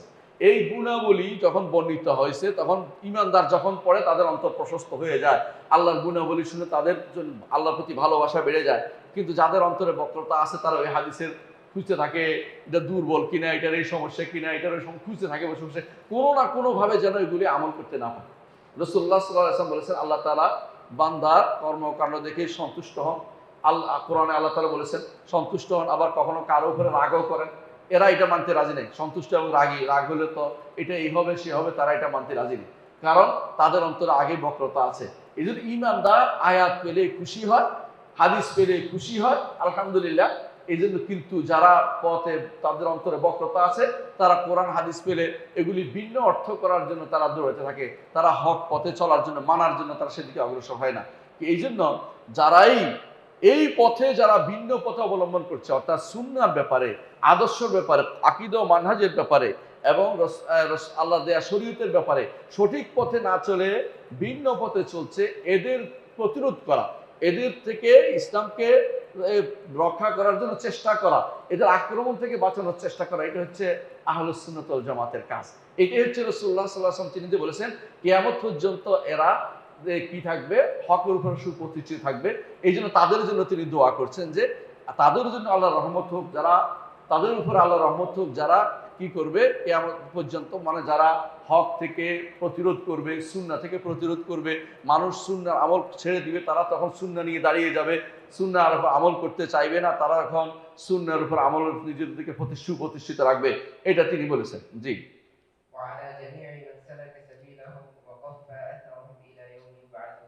এবং যারা কিয়ামত পর্যন্ত এই পথে চলবে এবং তাদের সুন্দর করে সাহাবায়ে কেরামের অনুসরণ করে চলবে, উত্তম সুন্দর অনুসরণ, তারাই, তাদের উপরও তিনি দোয়া করছেন তাদের উপরে যেন সালাতু সালাম পেশ করা হয়। তাহলে নিয়ম হচ্ছে সালাতু সালাম সাধারণত কিসের উপর দিয়ে হবে? সাধারণত সালাতু সালাম এটা সালাতু সালাম শুধু নবীদের জন্য খাস, কিন্তু তাবের হইলে আর তাবের যখন নবীদের পরে এবং দিয়ে আলোচনা হবে, তখন এটা যাদের ইচ্ছা তাদেরকে দিতে পারবেন, এটা হচ্ছে নিয়ম। এমনি সরাসরি আপনি বলতে পারবেন না যে আপনার উপর সালাতুল্লাহ, এটা হয় না, বুঝছেন? দোয়ার অর্থ ছাড়া। কিন্তু এমনি সাল্লাল্লাহু আলাইহি ওয়াসাল্লাম ব্যক্তিকে বলি রাহিমাহুল্লাহ বলি, আমরা রাদিয়াল্লাহু বলি, সাহাবী হলে রাদিয়াল্লাহু আনহু বলি, অথবা কারো দোয়া করতে হলে রাদিয়াল্লাহু আনহু বলি, অথবা কিন্তু একবার হলে সাহাবায়ে কেরাম সম্পর্কে বলি, কারণ আল্লাহ বলছে রাদিয়াল্লাহু আনহুম ওয়া রাদু আনহু। এমন সাধারণ মানুষের জন্য আমরা কি বলে রহমতের দোয়া করি। কিন্তু যখন নবীদের সাথে সালাতের সাথে ওয়া দিয়ে আসবে, তখন পরবর্তীতে সবার জন্য এই শব্দটি ব্যবহার করা যাবে। এটা হচ্ছে তাদের অনুসরণের একটা সৌভাগ্য একজন ইমানদারের, যে তাদের সাথে থাকার কারণে আপনি নবীর উপর যে সালাত সেটারও অংশ পাচ্ছেন এবং সালামের অংশ পাচ্ছেন, আপনি তার ইমানদারও এর একটা অংশীদার হচ্ছে। এই জন্য হচ্ছে ভালো মানুষের সাথে থাকলে ভালো পাওয়া যায়, বুঝছেন তো? ভালো মানুষের সাথে থাকলে আপনি কোনোদিন পথভ্রষ্ট খারাপে যাবেন না। এটাই রাসূলুল্লাহ সাল্লাল্লাহু আলাইহি হাদিসের অর্থ, যেখানে তিনি বলেছেন নাহানু কওমুন লা ইয়াশকা জালিসুহুম যালিকা কওমুন লা ইয়াশকা তিলকা কওমুন কওমুন লা ইয়াশকা জালিসুহুম। এর হচ্ছে এমন এক গোষ্ঠী যাদের সাথে বসলে কোনোদিন হতবাগা হয় না। হাদিসটা মনে আছে তো? মনে আছে না? তিনজন আসছিল, বসছিল, ইয়া রাসূলুল্লাহ ও তো অন্য কোনো কাজে আসছে, বলে এটাও এর অংশীদার হবে, কারণ তারা এখানে বসেছে, এখানে যারা বসে তারা এর অংশীদার হবে। আপনি এখানে কি উদ্দেশ্যে আসছেন এটা বড় কথা নয়, আপনি এখানে বসছেন দিন শেখার জন্য, এটা বড় কথা। সবাই এর অংশীদার হবেন। আপনাকে নিয়ে ফেরেশতারা কি করবে? ফেরেশতারা আপনার জন্য দোয়া করবে, আপনার উপর সাকিনা নাজিল হবে উপর থেকে, আপনার জন্য আপনার কথা আল্লাহ তাআলা তার কাছে যারা আছে তাদের কাছে আলোচনা করবেন। এটা আপনি এই মজলিসে বসার কারণে সৌভাগ্যের অধিকারী হবেন, যেটার জন্য আপনি কত উদ্দেশ্য থাকতে পারে, কিন্তু বসে গেছেন যেহেতু আপনি এখানে এই সুযোগটা আপনি পেয়ে যাবেন। ঠিক তেমনিভাবে মুহাম্মদ রাসূলুল্লাহ সাল্লাল্লাহু আলাইহি ওয়াসাল্লামের সুন্দর অনুসারী হইলে, তার সুন্নত থেকে প্রতিরোধকারী হইলে আপনি সারা জীবন এই পথের পথিক এবং আল্লাহর কাছে আপনি সম্মানিত ব্যক্তিদের অন্তর্ভুক্ত হবেন। জি, أما بعد فهذا এতক্ষণ কি করেছেন? আল্লাহর প্রশংসা এবং নবীর উপরে দুরূদ, এটাই তো মূল কথা। এর আম্মা বাদ, বাদ অর্থ কি? এর পরে, আল্লাহর প্রশংসা এবং নবীর দুরূদের পরে আমাদের আলোচনা। তিনি এখন বইয়ের শুরুতে শুরু করছেন, পড়েন। হ্যাঁ, فهذا مختصر جليل نافع عظيم الفائدة جمع المنافع এই যে মুখতাসার, সংক্ষিপ্ত, যার উপকারিতা অনেক বেশি। বইটা সংক্ষেপ কিন্তু উপকারিতা অনেক বেশি, কারণ এমনিতেই সবচেয়ে উত্তম সাবজেক্ট হচ্ছে আকীদা।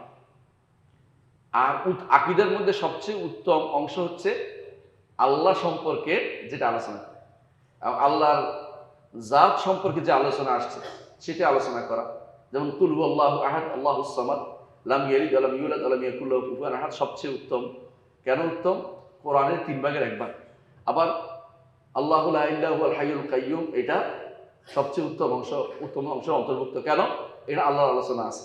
সবচেয়ে উত্তম অংশের আলোচনা যেখানে থাকে তার মর্যাদাও সবচেয়ে বেশি, তার মধ্যে সবচেয়ে বেশি। এদের হাইয়ুল কাইয়্যুমের কথা আলাদা বলা হয়েছে, যে ইসমে আজমের অন্তর্ভুক্ত কোনো বর্ণনা এসেছে। এর অর্থ হচ্ছে আপনি দুনিয়ার মধ্যে সবচেয়ে উত্তম সাবজেক্ট হচ্ছে আকীদা। আর উত্তমের মধ্যে, আকীদার মধ্যে উত্তম সাবজেক্ট হচ্ছে আল্লাহ সম্পর্কে আলোচনা। আল্লাহ সম্পর্কে আলোচনা কি হবে? তার জাত সম্পর্কে যা এসে তা আলোচনা করা, তার কর্ম সম্পর্কে যা এসে আলোচনা করা, তার নাম ও গুণ সম্পর্কে যা এসে আলোচনা করা, এবং তার অধিকার সম্পর্কে যা এসে আলোচনা করা। তার অধিকার হচ্ছে কি? ইবাদত। এই জন্য সূরা কুল ইয়া আইয়ুহাল কাফিরুন এটাকে বলা হয় তাওহীদের সূরা, কারণ এটা আল্লাহ আকীদা, আল্লাহর ইবাদতকে একমাত্র আল্লাহর জন্য, আল্লাহর ইবাদত শুধু আল্লাহর জন্য হবে, কারোর জন্য হতে পারবে না। লা আ'বুদু মা তা'বুদুন, এটা নির্ধারণ করে দিয়েছে। এজন্য সবচেয়ে উত্তম বিষয় এটা হচ্ছে আকীদার বিষয়। এজন্য তিনি বলছেন যে মুখতাসার, এটা সংক্ষিপ্ত কিন্তু এটা উপকারী, যে এর উপকার এত বেশি, মানে বিনা বাক্য ব্যয়, কারণ আকীদার বিষয়ে আলোচনা হবে।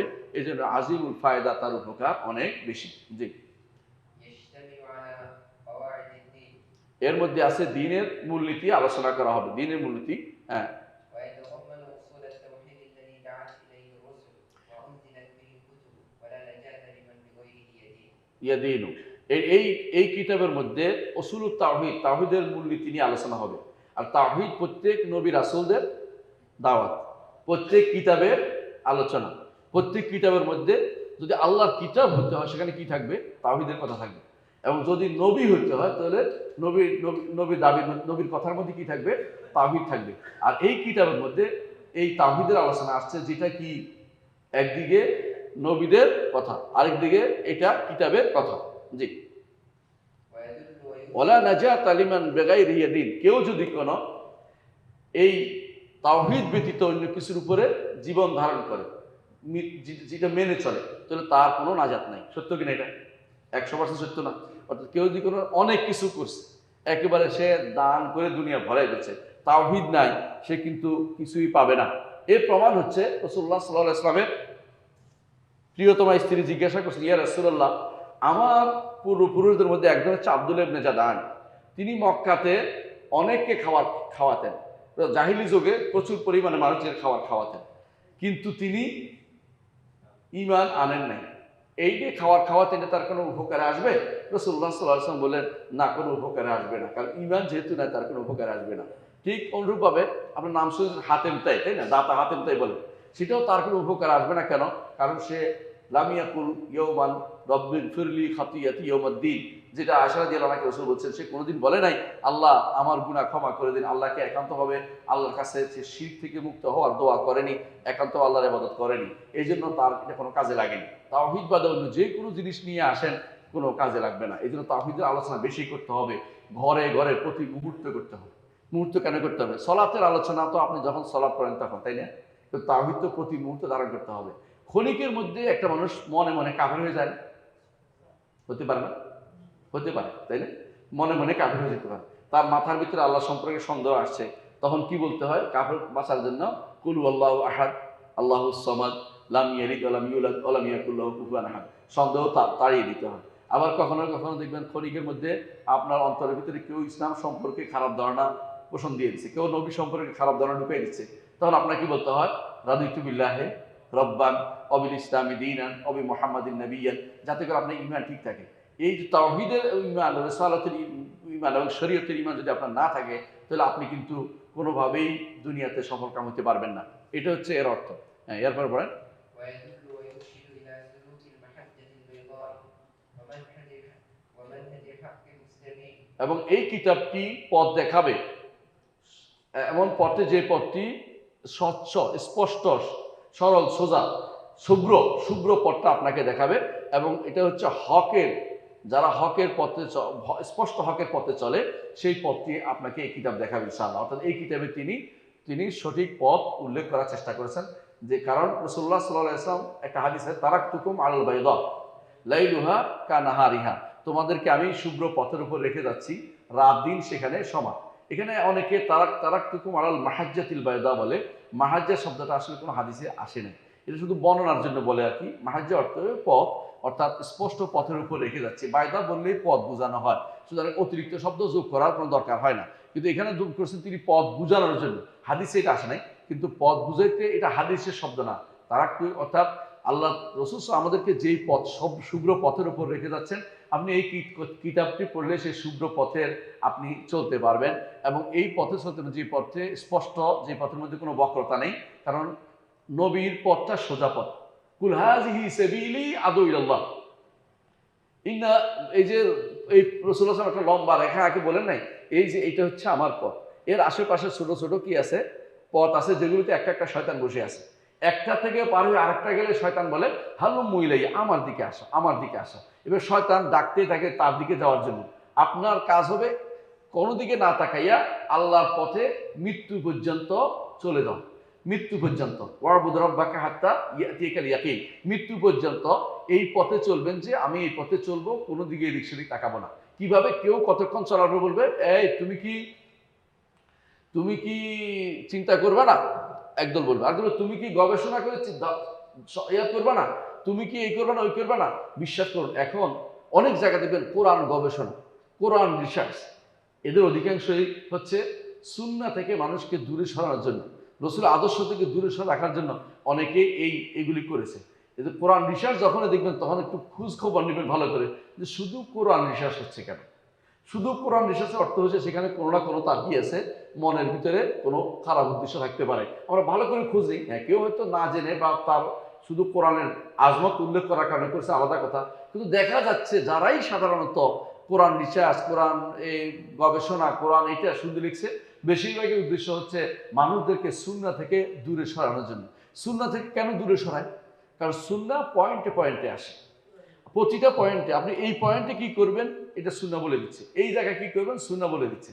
আপনি এর বাইরে যেতে পারবেন না, মন মতো প্রবৃত্তি মতো চলতে পারবেন না।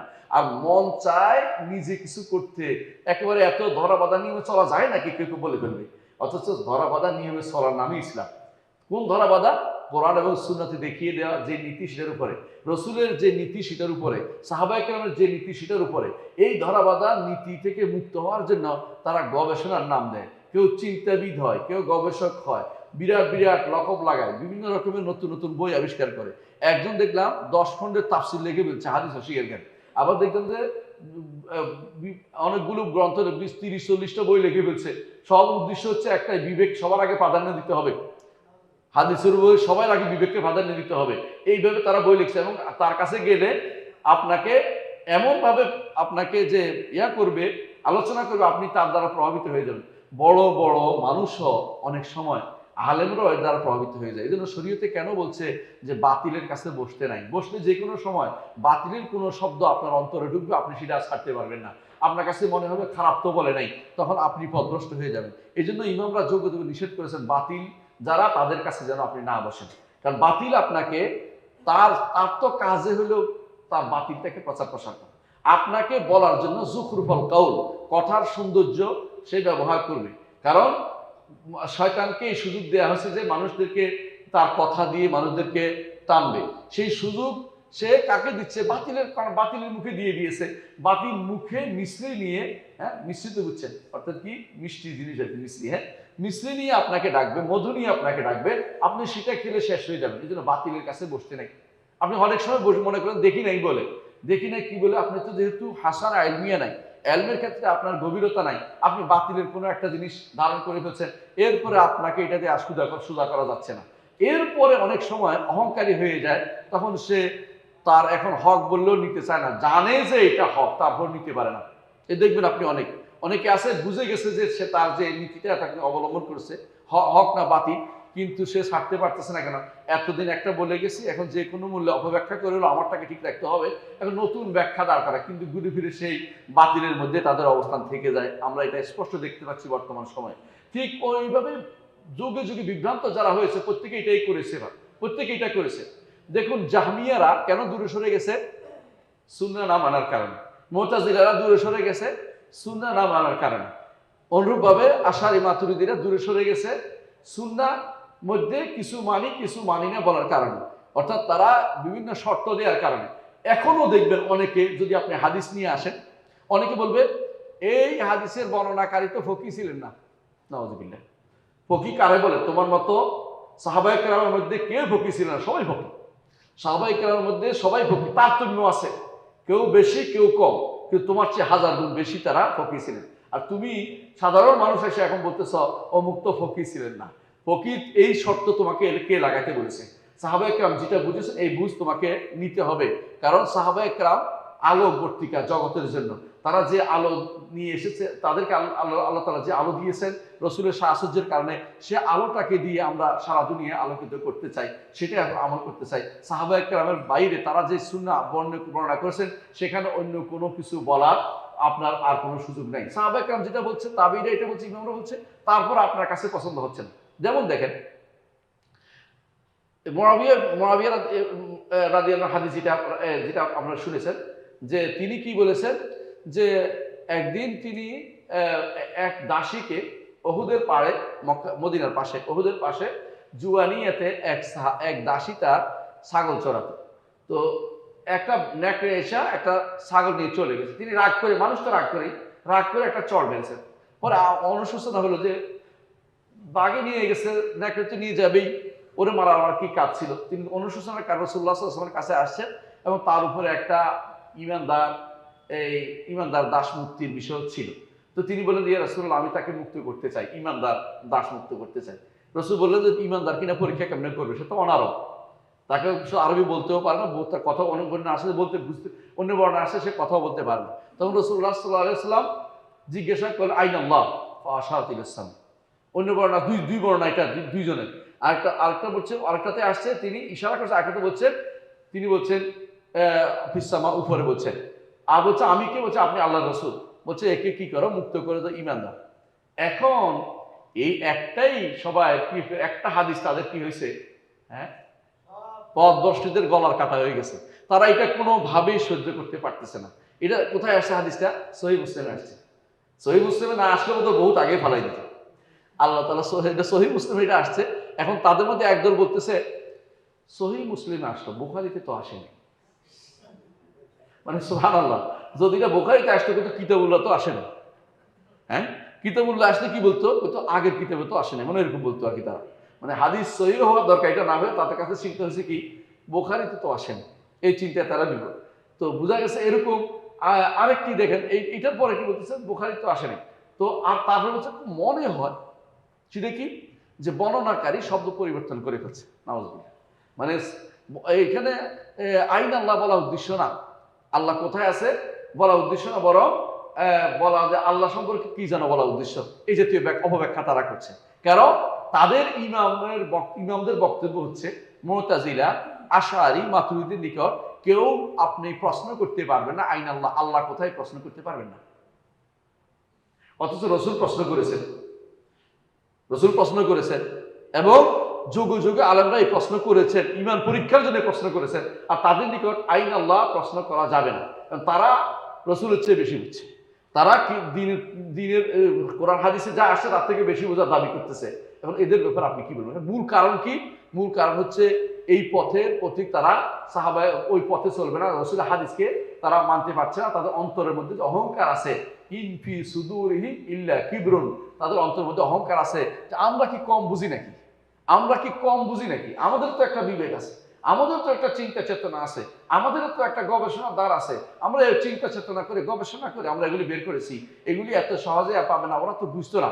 এই জন্য আশারি মাতুরিদের একটা বড় নীতি কি জানেন, যে সাহাবায়ে কেরাম নিরাপদভাবে চলেছে, না বুঝে যা বলছে তা মেনে নিছে। তো তোমাদেরটা, আমাদের হচ্ছে আলাম, আমরা বেশি জানি এবং আমাদের বেশি মজবুত সুদৃঢ়। আর তো সাহাবায়ে কেরামটা কি আসলাম, নিরাপদ, তারা না বুঝে আল্লাহ রসুল যা বলছে তা মেনে নিচ্ছে। তো আমরা বেশি বুঝছি, এটা হচ্ছে সবচেয়ে বিভ্রান্তি। সাহাবায়ে কেরাম তারা একদিকে সবচেয়ে বেশি জানেন, একদিকে সবচেয়ে সুদৃঢ় জানেন, একদিকে সবচেয়ে নিরাপদ পথে, তিনটেই তারা। আর আমরা যদি তাদের পথে চলি তাহলে আমরা তিনটা পাবো। তাদের থেকে যত দূরে সরবো তত একটা একটা করে দূরে সরে যাবো। কখনো কি হবো, আজহালুন নাস হয়ে যাব, মূর্খদের নিচে চলে যাবো, সাহাবায়ে কেরামের পথে না চলি। আর আমরা যদি কোরআন এবং সুন্নাহকে আঁকড়ে না ধরি তাহলে কি হবে না, আহকাম হইতে পারবো, সুদৃঢ় তাদের ধারণ করতে পারবো না। এবং যদি আমরা নিরাপদ থাকতে চাই তাহলে সাহাবায়ে কেরামের পথে আমাদেরকে থাকতে হবে। আমরা যদি আলাম যদি হইতে চাই, আসলাম যদি হইতে চাই, আলাম আসলাম যদি হইতে চাই এবং আহকাম হইতে চাই, তাহলে সাহাবায়ে কেরামের পথে চলতে হবে। তারাই এই তিনটার সবচেয়ে বড় অধিকারী।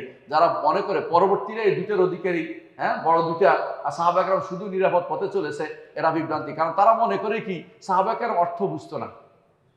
সাহাবায়ে কেরাম অর্থ বুঝতে, প্রমাণ একটা শোনেন। সাহাবী কি বলতেছে, রাসূল যখন বললেন যে গত রাতে তোমাদের কর্মকাণ্ড দেখে আল্লাহ তাআলা হাসছেন, আর বর্ণনা আসছে আল্লাহ আশ্চর্য হচ্ছেন।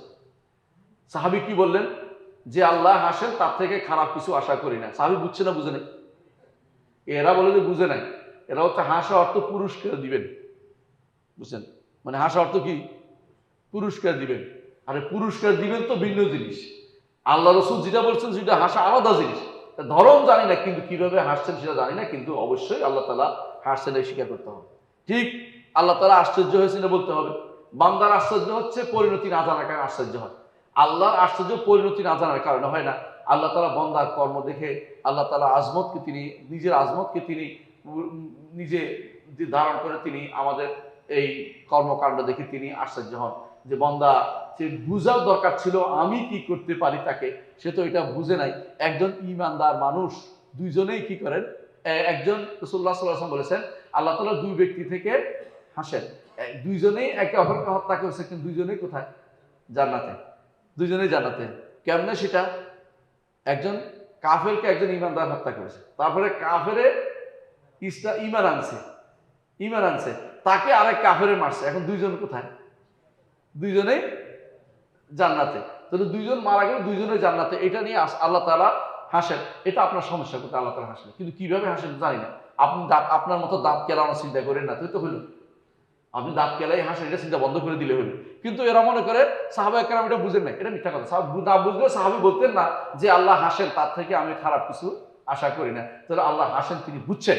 এভাবে সাহাবা একরাম প্রত্যেকটি জিনিস বুঝতেন, কিন্তু তারা মনে করছে, যারা পরে আসছে আশার মাধ্যমে, তারা মনে করে সাহাবা একরাম বুঝি এই এই হাদিসগুলোর অর্থ বুঝতেন না, বা কোরআনের অনেক আয়াতের অর্থ বুঝতেন না, তারা এটা মনে করে থাকে। নাউজুবিল্লাহ।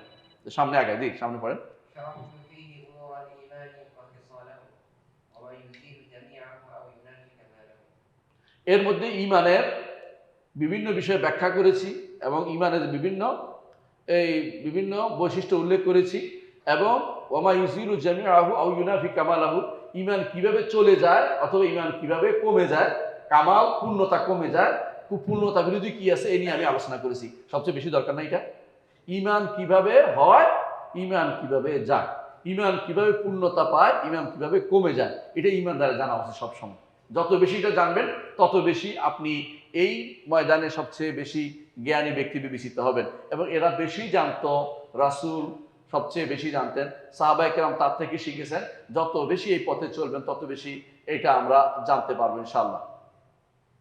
ওয়াযাকারতু ফি, وذكرت فيه كل مسألة مصحوبة بدليلها। এটা দরকার বেশি। তিনি কি করছেন দেখেন, প্রত্যেকটা মাসালা আনছেন, সাথে একটা দলিল আনছেন। মাসালা আনছেন, দলিল আনছেন। এই জন্য আপনি এই কিতাবটা পড়বেন, দলিলও পাবেন। এটা খুবই গুরুত্বপূর্ণ একটা জিনিস, যে আপনি দলিল মুখস্থ হয়ে যাবে আপনার। অনেক সময় মাসালা বলার পরে অনেকে বলে যে দলিল মনে আসছে নাই, কিন্তু তিনি লম্বা করেন না, একটা মাসালা আনছেন, দুই একটা আয়াত আনছেন। এটা কি প্রশ্ন, উত্তরও দিয়েছেন দুই একটা দিয়ে, দলিল দিয়েছেন। জি, ليتضح أمرها وتتجلى حقيقتها ويبين سبيلها। যাতে করে এই পথ স্পষ্ট হয়ে যায়। সংক্ষিপ্ত অনুবাদ করি আমরা, কারণ অনেক লম্বা আলোচনা আছে। হ্যাঁ, واقتصرت فيه على مذهب أهل السنة والاتباع وأهملت أقوال أهل الأهواء والابتداع। আমি শুধুমাত্র সংক্ষেপ করেছি, বাইরের কথা আমি শুধু আহলুস সুন্নাত ওয়াল জামাতের কথা নিয়ে এসেছি। আহলুস সুন্নাত ওয়াল জামাতের বক্তব্য নিয়ে, বেদাতীদের কোনো বক্তব্য আনিনি। অর্থাৎ তিনি খণ্ডনের জায়গাতে না গিয়ে তিনি কিসে আসছেন, ব্যানার জায়গাতে আসছেন। একটা হলো ভাঙ্গা, আর একটা হলো গড়া। একটা হলো ভাঙ্গা, একটা হলো গড়া। আপনি এই বিল্ডিং বানাইছেন, ধরেন একটা কিছু বানাচ্ছেন, আমরা এখন বানানোর মধ্যে আছি। এই কাজটা বেশি করা উচিত আমাদের, বিশেষ করে যারা আহলুস সুন্নাত ওয়াল জামাতের অনুসারী, যারা আহলে হাদিস বলে পরিচিত, আহলুল হাদিস, আহলুল আসার, তাদের কাজ হবে সবসময় তৈরি করা। ভাঙ্গা আসবে যখন বাতিলের সামনে নিজেদের মধ্যে, যারা নিজেদের মধ্যে লেগে যায়, বিনা কারণে একে অপরের মধ্যে লেগে যায়, তারা সঠিক মানহাজে চলতে পারছে না। বরং চিন্তা করতে হবে যে আমাদের বেশি পরিমাণে মানুষদেরকে হেদায়েতের পথে পরিচালনা করার জন্য কাজ করা উচিত। কারণ আমাদের দেশে সবচেয়ে বেশি ভয়াবহ অবস্থা হচ্ছে, এখনো 90-এর উপরে পার্সেন্টেজ মানুষ কিসের উপরে আছে, বিভ্রান্ত পথে আছে। তো তাদেরকে হেদায়েতের পথটা দেখানো আগে দরকার। এখন যদি হেদায়েতের পথ দেখানো বাদ দিই, আমরা যদি কোনো পথ না দেখি, যদি কোনো আমরা পরস্পরে হানাহানি মারামারি লেগে যাই, অথবা তাদেরকে আক্রমণে চলে যায়, তাহলে ঠিক হবে না। আগে পথটা দেখাতে হবে। দেখানোর পরে যদি পথ না নিতে চায়, সন্দেহ থাকে, সেটা দূর করার জন্য আমাকে হকটা বলতে হবে। এর পথে যদি কোনো কেউ ভুল ভাবে দাওয়াত দেয়, বা দাওয়াত শুদ্ধ করার জন্য ভুল দাওয়াত শুদ্ধ করার কাজটাকে শুদ্ধ করে দিতে হবে, এটা কাজ করা দরকার। কেউ ভুল পথে দাওয়াত দিন। কিন্তু যদি আপনি দেখেন যে একজন মানুষ দাওয়াতের পথে আছে, ভুল করছে না, তাকে পিছনে লেগে যাওয়া আপনার মতের বিরোধী হওয়ার কারণে বা দলের বিরোধী হওয়ার কারণে, তাহলে বিভ্রান্তি ছাড়া কিছুই নয়। এবং এটার জন্য আল্লাহর কাছে জবাব দেওয়ার জন্য দায়িত্ব আপনাকে প্রস্তুত থাকতে হবে। কারণ আপনি কেউ বানাতে চায়, কেউ পিছন দিকে ভাঙতে চায়, এটা ঠিক না। কেউ বানাতে চায় আর কেউ পিছন দিকে এটাকে ভেঙে দিতে চায়, এটা ভালো কাজ নয়। একজন মানুষ যখন বানাচ্ছে, দ্বীনের জন্য তৈরি করছে, আপনার দায়িত্ব হচ্ছে তাকে সহযোগিতা করা। আপনি সেটা না করে আপনি কি করছেন, কিভাবে এটাকে নষ্ট করা যায়, এই পথে পরিচালিত হচ্ছেন। আল্লাহ তাআলা কিন্তু আপনাকে ছেড়ে দেবেন, আপনি ভাবার কোনো কারণ নাই। কারণ আপনি আল্লাহ তাআলার এই নীতির বিরুদ্ধে নামছে। আমাদের কাজ হচ্ছে যত বেশি পানি, যেহেতু ইন উরিদু ইল্লাল ইসলাহা মাসতাতাতু ওয়া মা তাওফীকি ইল্লা বিল্লাহ আলাইহি তাওয়াক্কালতু ইলাইহি উনীব। নবীরা এটা বলতেন যে ইসলাহের কাজ করা উচিত। ইসলাহের কাজ এবং ইসলাহ এবং অপমান এক জিনিস না, এটা আমরা ভালো করে বুঝেন। তো মানুষের মধ্যে যারা বিভ্রান্তি নিয়ে মানুষের কাছে প্রচার প্রসার করে, তাদেরকে ইগনোর করে যাবেন। আপনার দায়িত্ব হচ্ছে হক প্রচার করা। আপনি হক প্রচার করে যান, কেউ নিলে নিবে, না নিলে আপনার কোনো ক্ষতি নেই। আল্লাহ তাআলা কোরআনে কারীমে এটাই বলেছেন, ওয়া মা আলাইকা আল্লাহ ইয়াযাক্কা, যদি কেউ পবিত্র না হয় আপনার উপর কোনো দায়িত্ব পড়বে না। আপনার দায়িত্ব কি হচ্ছে, বলে দেয়া পর্যন্ত। সেটা কি, ওয়া মা আলাইনা ইল্লাল বালাগুল মুবিন, স্পষ্টভাবে পৌঁছে দেয়া হচ্ছে আপনার দায়িত্ব। আপনার দায়িত্ব হচ্ছে পৌঁছে দেয়া। যে আপনার কথা শুনতে চায় তাকে শোনান, যে শুনতে চায় না তাকে শোনাতে আপনি বাধ্য নন। কিন্তু আবার যদি কোনো কেউ আক্রমণ করে যায় পিছন দিক থেকে, ওকে ইগনোর করে যান, কারণ আপনাকে আক্রমণ থামিয়ে দিতে কিছু মানুষ বসে আছে, আপনার দাওয়াতের কাজকে থামিয়ে দিতে কিছু মানুষ বসে আছে। আপনার পরিবারের মধ্যে কেউ হয়তো বলবে যে তুমি এত কাজ করার দরকারটা কি, কত মানুষ তো আছে, তুমি কি বুঝবা দাওয়াতের যে দায়, আনন্দ, নবীদের কাজ, এই কাজটা লেগে থাকার যে তৌফিক আল্লাহ সবাইকে দেয় না, সবাইকে দেন। যে এই কাজটা করতে পেরেছে, লেগে থাকতে পেরেছে, সে বুঝতে হবে আল্লাহ সঠিক তাকে সেই পথে চলার জন্য তৌফিক দিয়েছেন। আর যে এই পথে চলার মধ্যে বাধা সৃষ্টি করবে, বিভিন্ন রকমের অপব্যাখ্যা তৈরি করবে, বিভিন্ন কাজ করে মানুষের মধ্যে বিভ্রান্তি তৈরি করবে, বোঝা গেল যে সে ভালো কাজের মধ্যে তার খেদমত হবে না, সে বিভ্রান্তি তৈরির জন্য কাজ করে যাচ্ছে। এগুলি আপনারা বুঝতে পারেন সবই। মোট কথা এটাই যে তিনি আহলুস সুন্নাত ওয়াল জামাতের পথটা আগে বলবেন, রদ করার জন্য পরবর্তীতে যিনি এই ব্যাপারে যোগ্য হবেন তিনি রদের কাজ করবেন, তিনি মানুষ খণ্ডানোর কাজ করবেন বাতিলের, এবং তিনি আগে হকটা দিতে হবে। মুহাম্মদ রাসূলুল্লাহ সাল্লাল্লাহু আলাইহি ওয়াসাল্লাম হকটা পৌঁছানোর চেষ্টা বেশি করেছেন। কাবার ভিতরে থাকা মূর্তিটা আগে ভাঙেন না।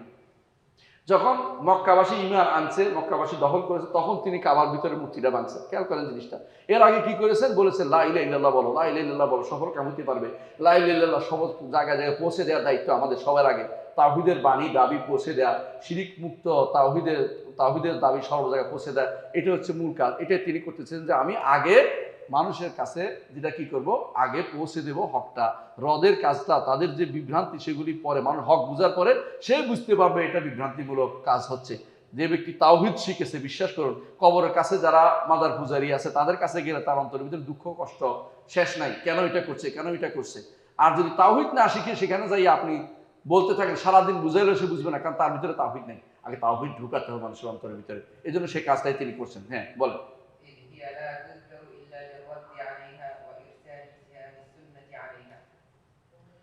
সাধারণত বেদাতীদের কথা উল্লেখ কখন করা হয়?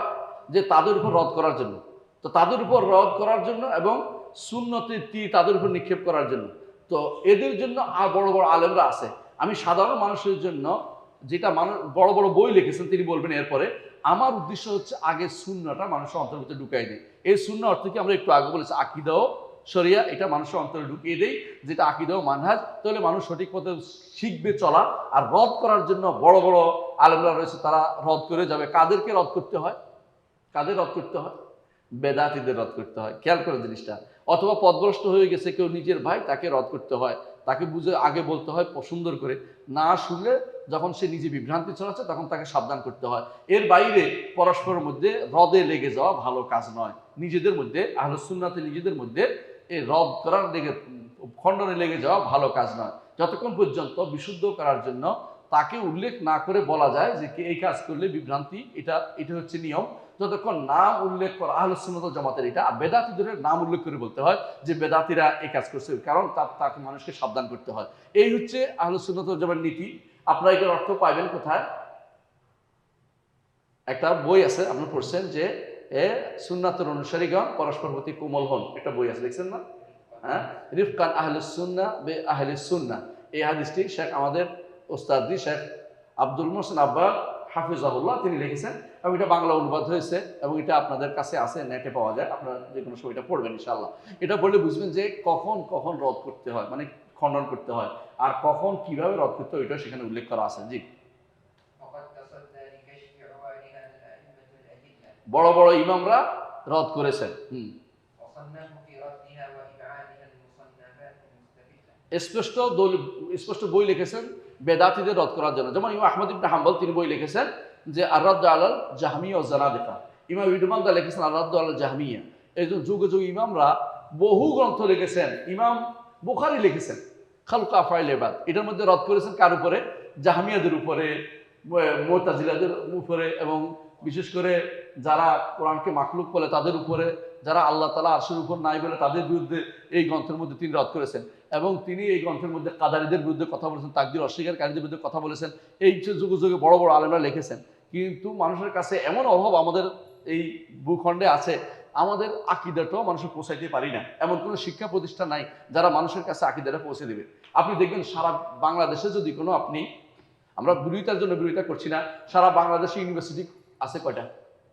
সরকারি বেসরকারি মিলে 200-র উপরে আছে না? 200-র উপরে আছে না? আচ্ছা 200-র উপরে ইউনিভার্সিটিগুলোতে কি তাওহীদ পড়ানো হয় এমন কয়টা ইউনিভার্সিটি আছে? হাতে গোনা হয়তো 2-1টা অথবা নাই। বিশ্বাস করুন এটা। যাতে সর্বোচ্চ শিক্ষা প্রতিষ্ঠানগুলোতে সবচেয়ে গুরুত্বপূর্ণ জিনিসটা, দামি জিনিসটা পড়ানো হচ্ছে না। কথা বুঝতে পারছি? অন্য সব পড়ানো হয়। আপনি দেখবেন বাংলার উপরে, ইংরেজির উপরে পড়ানো নিষেধ করছি না আমরা, কিন্তু এটার উপরে অনেক পণ্ডিত বের হচ্ছে। কিন্তু আপনি আকীদার উপরে পণ্ডিত পাবেন না, সুন্নাহর উপরে জানে পণ্ডিত পাবেন না, রদের উপরে জানে পণ্ডিত পাবেন না। সেখানে আপনি আগে মানুষদেরকে সঠিকটা দেওয়ার চেষ্টা করুন, আগে সঠিকটা দিয়ে তাদেরকে সঠিক তুলে ধরার চেষ্টা করুন। এই জন্য শেখে বলছেন যে আমি আগে, শেখ হাফেজ হাকামি রহমতুল্লাহ বলছেন যে আমি চেষ্টা করছি আগে এইটা দিতে, কারণ রদের জন্য বড় বড় ইমামরা লিখছে, আমি একটু ছোট্ট একটা বই লিখে ছোট্ট জিনিসটা দিয়ে মানুষদেরকে আগে তাদেরকে এই বিষয়ে অভিজ্ঞ করে তুলতে চাই, তাদেরকে শিক্ষিত করে তুলতে চাই। তিনি সেটা বলছেন। জি। مع أن الضد يعرف بضده ويخرج بتعريف ضابطه وحده বিপরীতটা সাধারণত বিপরীত দিয়ে চিনা যায়। আমি যখন বিশুদ্ধটা দিব তখন মানুষ বিপরীতটা বুঝতে পারবে, এটা তিনি বলছেন। জি।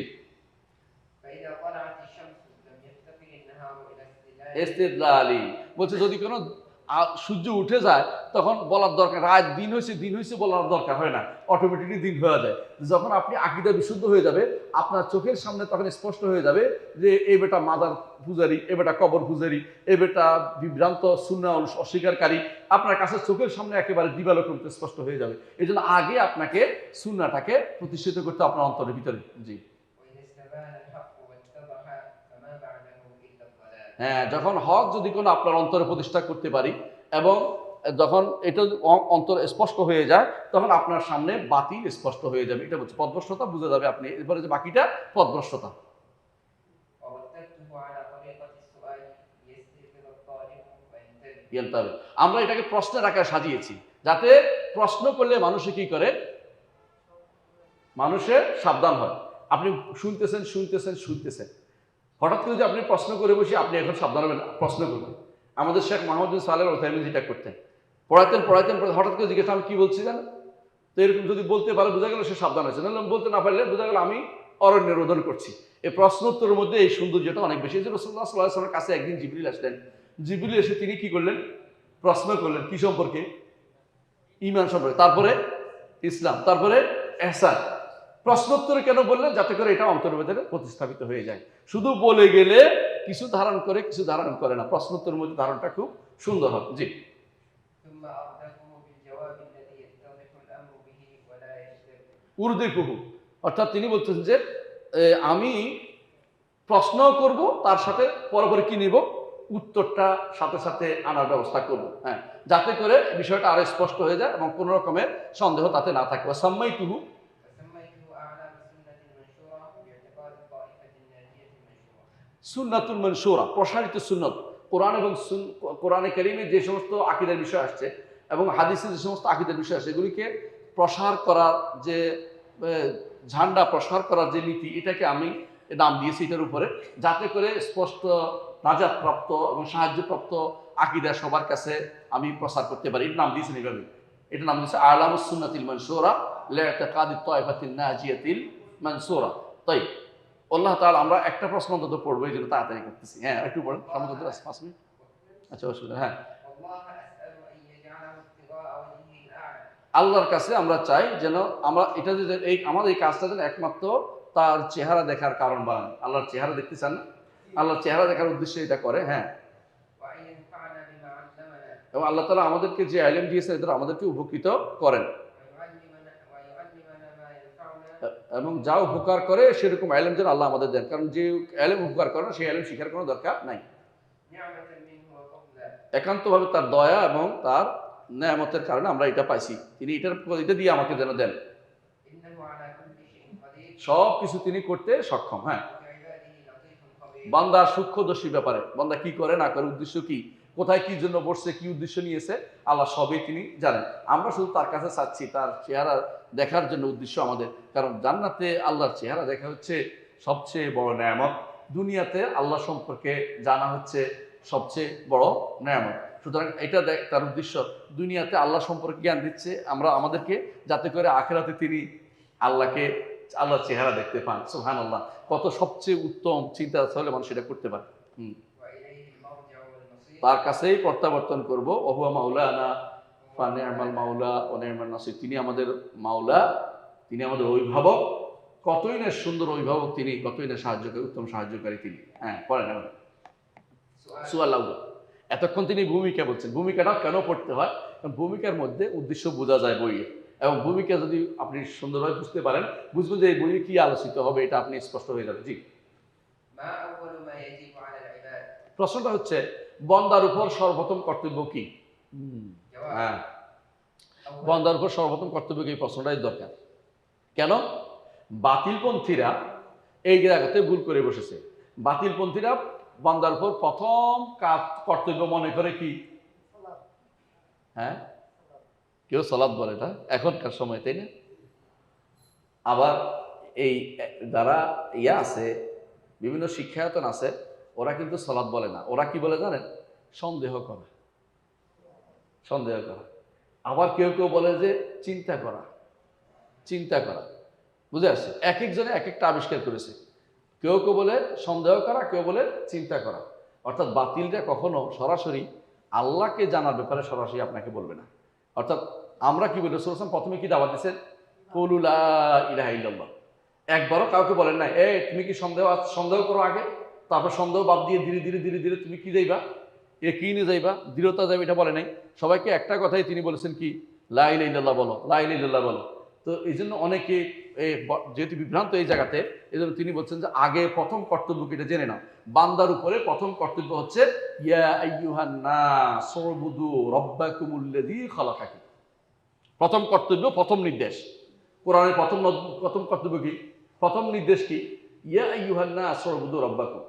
প্রথম থেকে পড়ে জানি আলিফ লাম মিম যালিকাল কিতাব পড়তে পড়তে যান, কত অর্ডার পাবেন না, বর্ণনামূলক অর্ডার প্রথম আসছে ইয়া আইয়ুহান নাস উবুদু রাব্বাকুম, তোমাদের রবের ইবাদত করো যিনি তোমাদেরকে সৃষ্টি করেছেন। তো এই জন্য প্রথম কর্তব্য হচ্ছে আল্লাহর ইবাদতের দিকে মানুষকে আহ্বান করা। এই কথা তিনি বললেন। জবাব, হ্যাঁ, جواب أول ما يجب على العباد معرفة الأمر الذي خلقه الله لهم বন্দার উপর প্রথম কর্তব্য হচ্ছে যে জন্য তাদেরকে তিনি সৃষ্টি করেছেন সেটা জানা। সেটা কি? ওমা খালাকতুল জিন্না ওয়াল ইনসা ইল্লা লিয়াবুদুন। মানুষ এবং জিনকে শুধুমাত্র আমার ইবাদত সৃষ্টি করে, এটা জানা। যে আমি আল্লাহর দাস, তিনি আমাকে সৃষ্টি করেছেন তার দাসত্ব করার জন্য। এইটা জানা হচ্ছে প্রথম কর্তব্য। এটা জানা হচ্ছে প্রথম কর্তব্য। এইটা যদি কোনো মানুষ ধারণ করে তো দুনিয়া নিয়ে পাগল হবে না, কারণ তার বড় কাজ হবে কি? আল্লাহর দাসত্ব করা। আল্লাহর দাসত্ব যদি কোনো ঠিক মতো করতে পারে, ঈমান তার নসিব হবে। দুনিয়াতে সে কিছুই পায় নাই, ঘুরে ঘুরে চলছে, হাত নাই পা নাই। বহু মানুষ দেখেন না, ঘুরে ঘুরে ঘুরে চলে, কত কষ্ট করে চলে। সুবহানাল্লাহ, আমি এমন লোক দেখছি নামাজ পড়তে দাঁড়াচ্ছে, দাঁড়াইতে পারে না, নামাজ পড়তেছে, বাঁকা হইতে পারে, সোজা নামাজ পড়তেছে, সে কিন্তু ঘুরে ঘুরে যাইয়া নামাজ পড়তেছে, ঘুরে ঘুরে চলে যায় নামাজ পড়তেছে। এরকম লোক বহু আছে পৃথিবীতে, আপনি দেখতে পাবেন। সে কিন্তু সফল। আর ওই ব্যক্তি সফল না, যে কিন্তু সব আছে কিন্তু আল্লাহকে চিনতে পারে নাই, সে অত্যন্ত সফল হইতে পারে নাই। বোঝা গেল যে আল্লাহকে চেনা, যে জন্য আল্লাহ তাআলা আমাদের সৃষ্টি করেছে, এটা জানা, এটা হচ্ছে প্রথম কর্তব্য। সেটা হচ্ছে একমাত্র আল্লাহর ইবাদত দিকে আহ্বান জানা। এটা হচ্ছে একমাত্র আল্লাহর ইবাদত করো, তার সাথে কাউকে শরীক করা, এটা তিনি বলছেন। হ্যাঁ, وأخذ عليهم الميثاق به আল্লাহ তাআলা এটার উপর মিসাক নিয়েছেন, অঙ্গীকার নিয়েছেন যে একমাত্র আল্লাহর ইবাদত করতে হবে। জি, وأرسل به رسله إليهم সমস্ত রাসূলদেরকে দুনিয়ার বুকে এই দাওয়াত নিয়ে পাঠিয়েছেন। সেই দাওয়াতটা কি? লা ইলাহা ইল্লাল্লাহ দাওয়াত নিয়ে। জি, وأنزل به كتبه عليهم আল্লাহ সমস্ত কিতাবও এই জন্য পাঠিয়েছেন। হ্যাঁ, ولأجله خلقت الدنيا والآخرة দুনিয়া আখিরাত এই জন্য সৃষ্টি করেছেন, যেন তার দাসত্ব হয়, والجنة والنار এবং জান্নাত এবং নারও এই জন্য সৃষ্টি করেছেন। হ্যাঁ, وبه حقت الحاقة এই জন্যই হাক্কাতিল হাক, আল হাক কামাল হাক আছে না, এটা কি? কিয়ামত। বুঝলেন তো? হাক্কা, কিয়ামত অনুষ্ঠিত হবে এই জন্যই। হ্যাঁ, ওয়াকাতিল ওয়াকিয়া, এবং ওয়াকিয়া এটাও কিয়ামত অনুষ্ঠিত হবে এই জন্যই। কারণ আপনি যদি ঈমান এনে থাকেন জান্নাত দিবে, ঈমান না এনে থাকে আপনার শাস্তির ব্যবস্থা করবে, হিসাব নিকেশের ব্যবস্থা করবে। এই জন্য কিয়ামতের ব্যবস্থা এর জন্য হয়েছে। হ্যাঁ, وفي شأنه تنصب الموازين এর জন্যই মিজানকে প্রতিষ্ঠিত করা হয়েছে, যে কার মিজানের পাল্লা বেশি ভারী হবে, কার হালকা হবে। যে ব্যক্তি ঈমানদার তার মিজানের পাল্লা ভারী হবে, যার ঈমানদার না তার মিজানের পাল্লা হালকা হয়ে যাবে, অটোমেটিক। যতই দেন না কেন কোনো কাজে আসবে না, কারণ তত্ত্ব কি নাই? ঈমান নাই। আর ঈমানের মধ্যে কখনো কখনো একটা কার্ডই সমস্ত কিছুকে কি করতে পারে? হালকা করে দিতে পারে। একটা কার্ড ভারী হয়ে যেতে পারে, গুনার সমস্ত গুনাহকে হালকা করে দিতে পারে। সেটা কি? এই তাওহীদের কালেমা, একমাত্র আল্লাহর ইবাদতের কালেমা লা ইলাহা ইল্লাল্লাহ সবকিছুকে ভারী করে দিতে পারে। হ্যাঁ, وتتطاير الصحف এর কারণে যেটা যত উড়ে সহিফা উড়ে উড়ে আসবে, এটার কারণে কি কারণে? এই আল্লাহর ইবাদতকে প্রতিষ্ঠা করার জন্য। হ্যাঁ, وفيه تكون الشقاوة والسعادة এর মাধ্যমে মানুষ কেউ সৌভাগ্যশালী বলে বিবেচিত হয় এবং কেউ দুর্ভাগা বলে বিবেচিত হয়। ঈমান আনলে সৌভাগ্যশালী, ঈমান না আনলে দুর্ভাগা। ফামিনহুম শাকিয়ুন ওয়া সাঈদ, আল্লাহ বলছে যে মানুষের মধ্যে কেউ আছে শাকী, কেউ আছে সাঈদ। দুনিয়ার বুকে সৌভাগ্যশালী কে? আপনাদের কাছে, অনেকের কাছে বড় বড় পদ পেয়েছে, বড় বড় টাকা পয়সা পেয়েছে, বড় বড় এটা করেছে, আয় হায় তারে দেখতে, তার একটা গাড়ি আছে ধরেন 5 কোটি টাকার, ওই আছে সে আছে, এগুলি নিয়ে মানুষ গর্ব করে।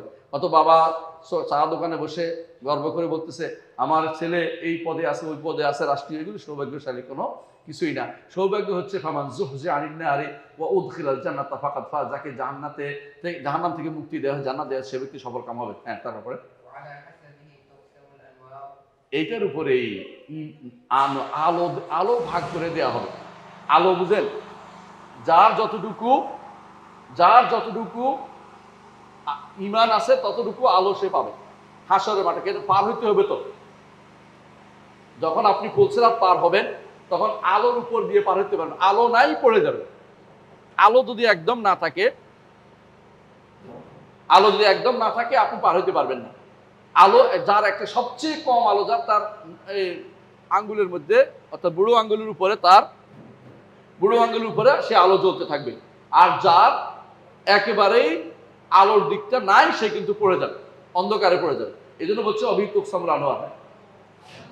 আল্লাহ তাআলা মানুষ সৃষ্টির পরে তার আলো ফেলেছেন জগতের বুকে।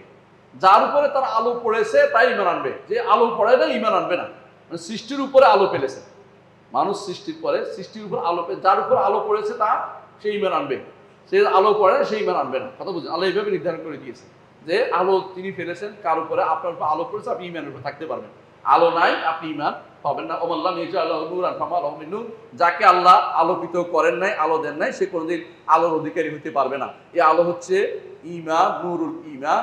নূরুল ঈমান হচ্ছে বড়দিন। এটা সবার আগে আপনাকে ধারণ করতে হবে। সন্দেহ নয়, দুনিয়ার কোনো কিছু নয়, দুনিয়ার নেতৃত্ব নয়, কর্তৃত্ব নয়।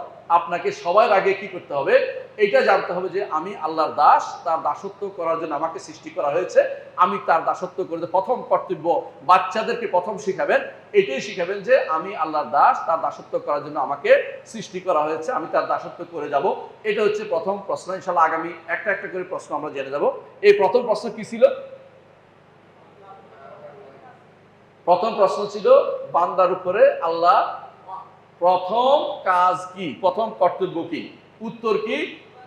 একমাত্র আল্লাহর ইবাদত করা। বুঝছেন তো? যার জন্য আল্লাহ নবীদের পাঠিয়েছে, কিতাব পাঠিয়েছে, তিনি উল্লেখ করেছেন। দ্বিতীয় প্রশ্ন থেকে ইনশাআল্লাহ আগামী ক্লাস আলোচনা হবে। ইনশাআল্লাহ সুবহানাকাল্লাহু ওয়া বিহামদিকা আশহাদু আল্লা ইলাহা ইল্লা আনতা আস্তাগফিরুকা ওয়া আতুবু ইলাইক। আসসালামু আলাইকুম ওয়া রাহমাতুল্লাহি ওয়া বারাকাতুহু।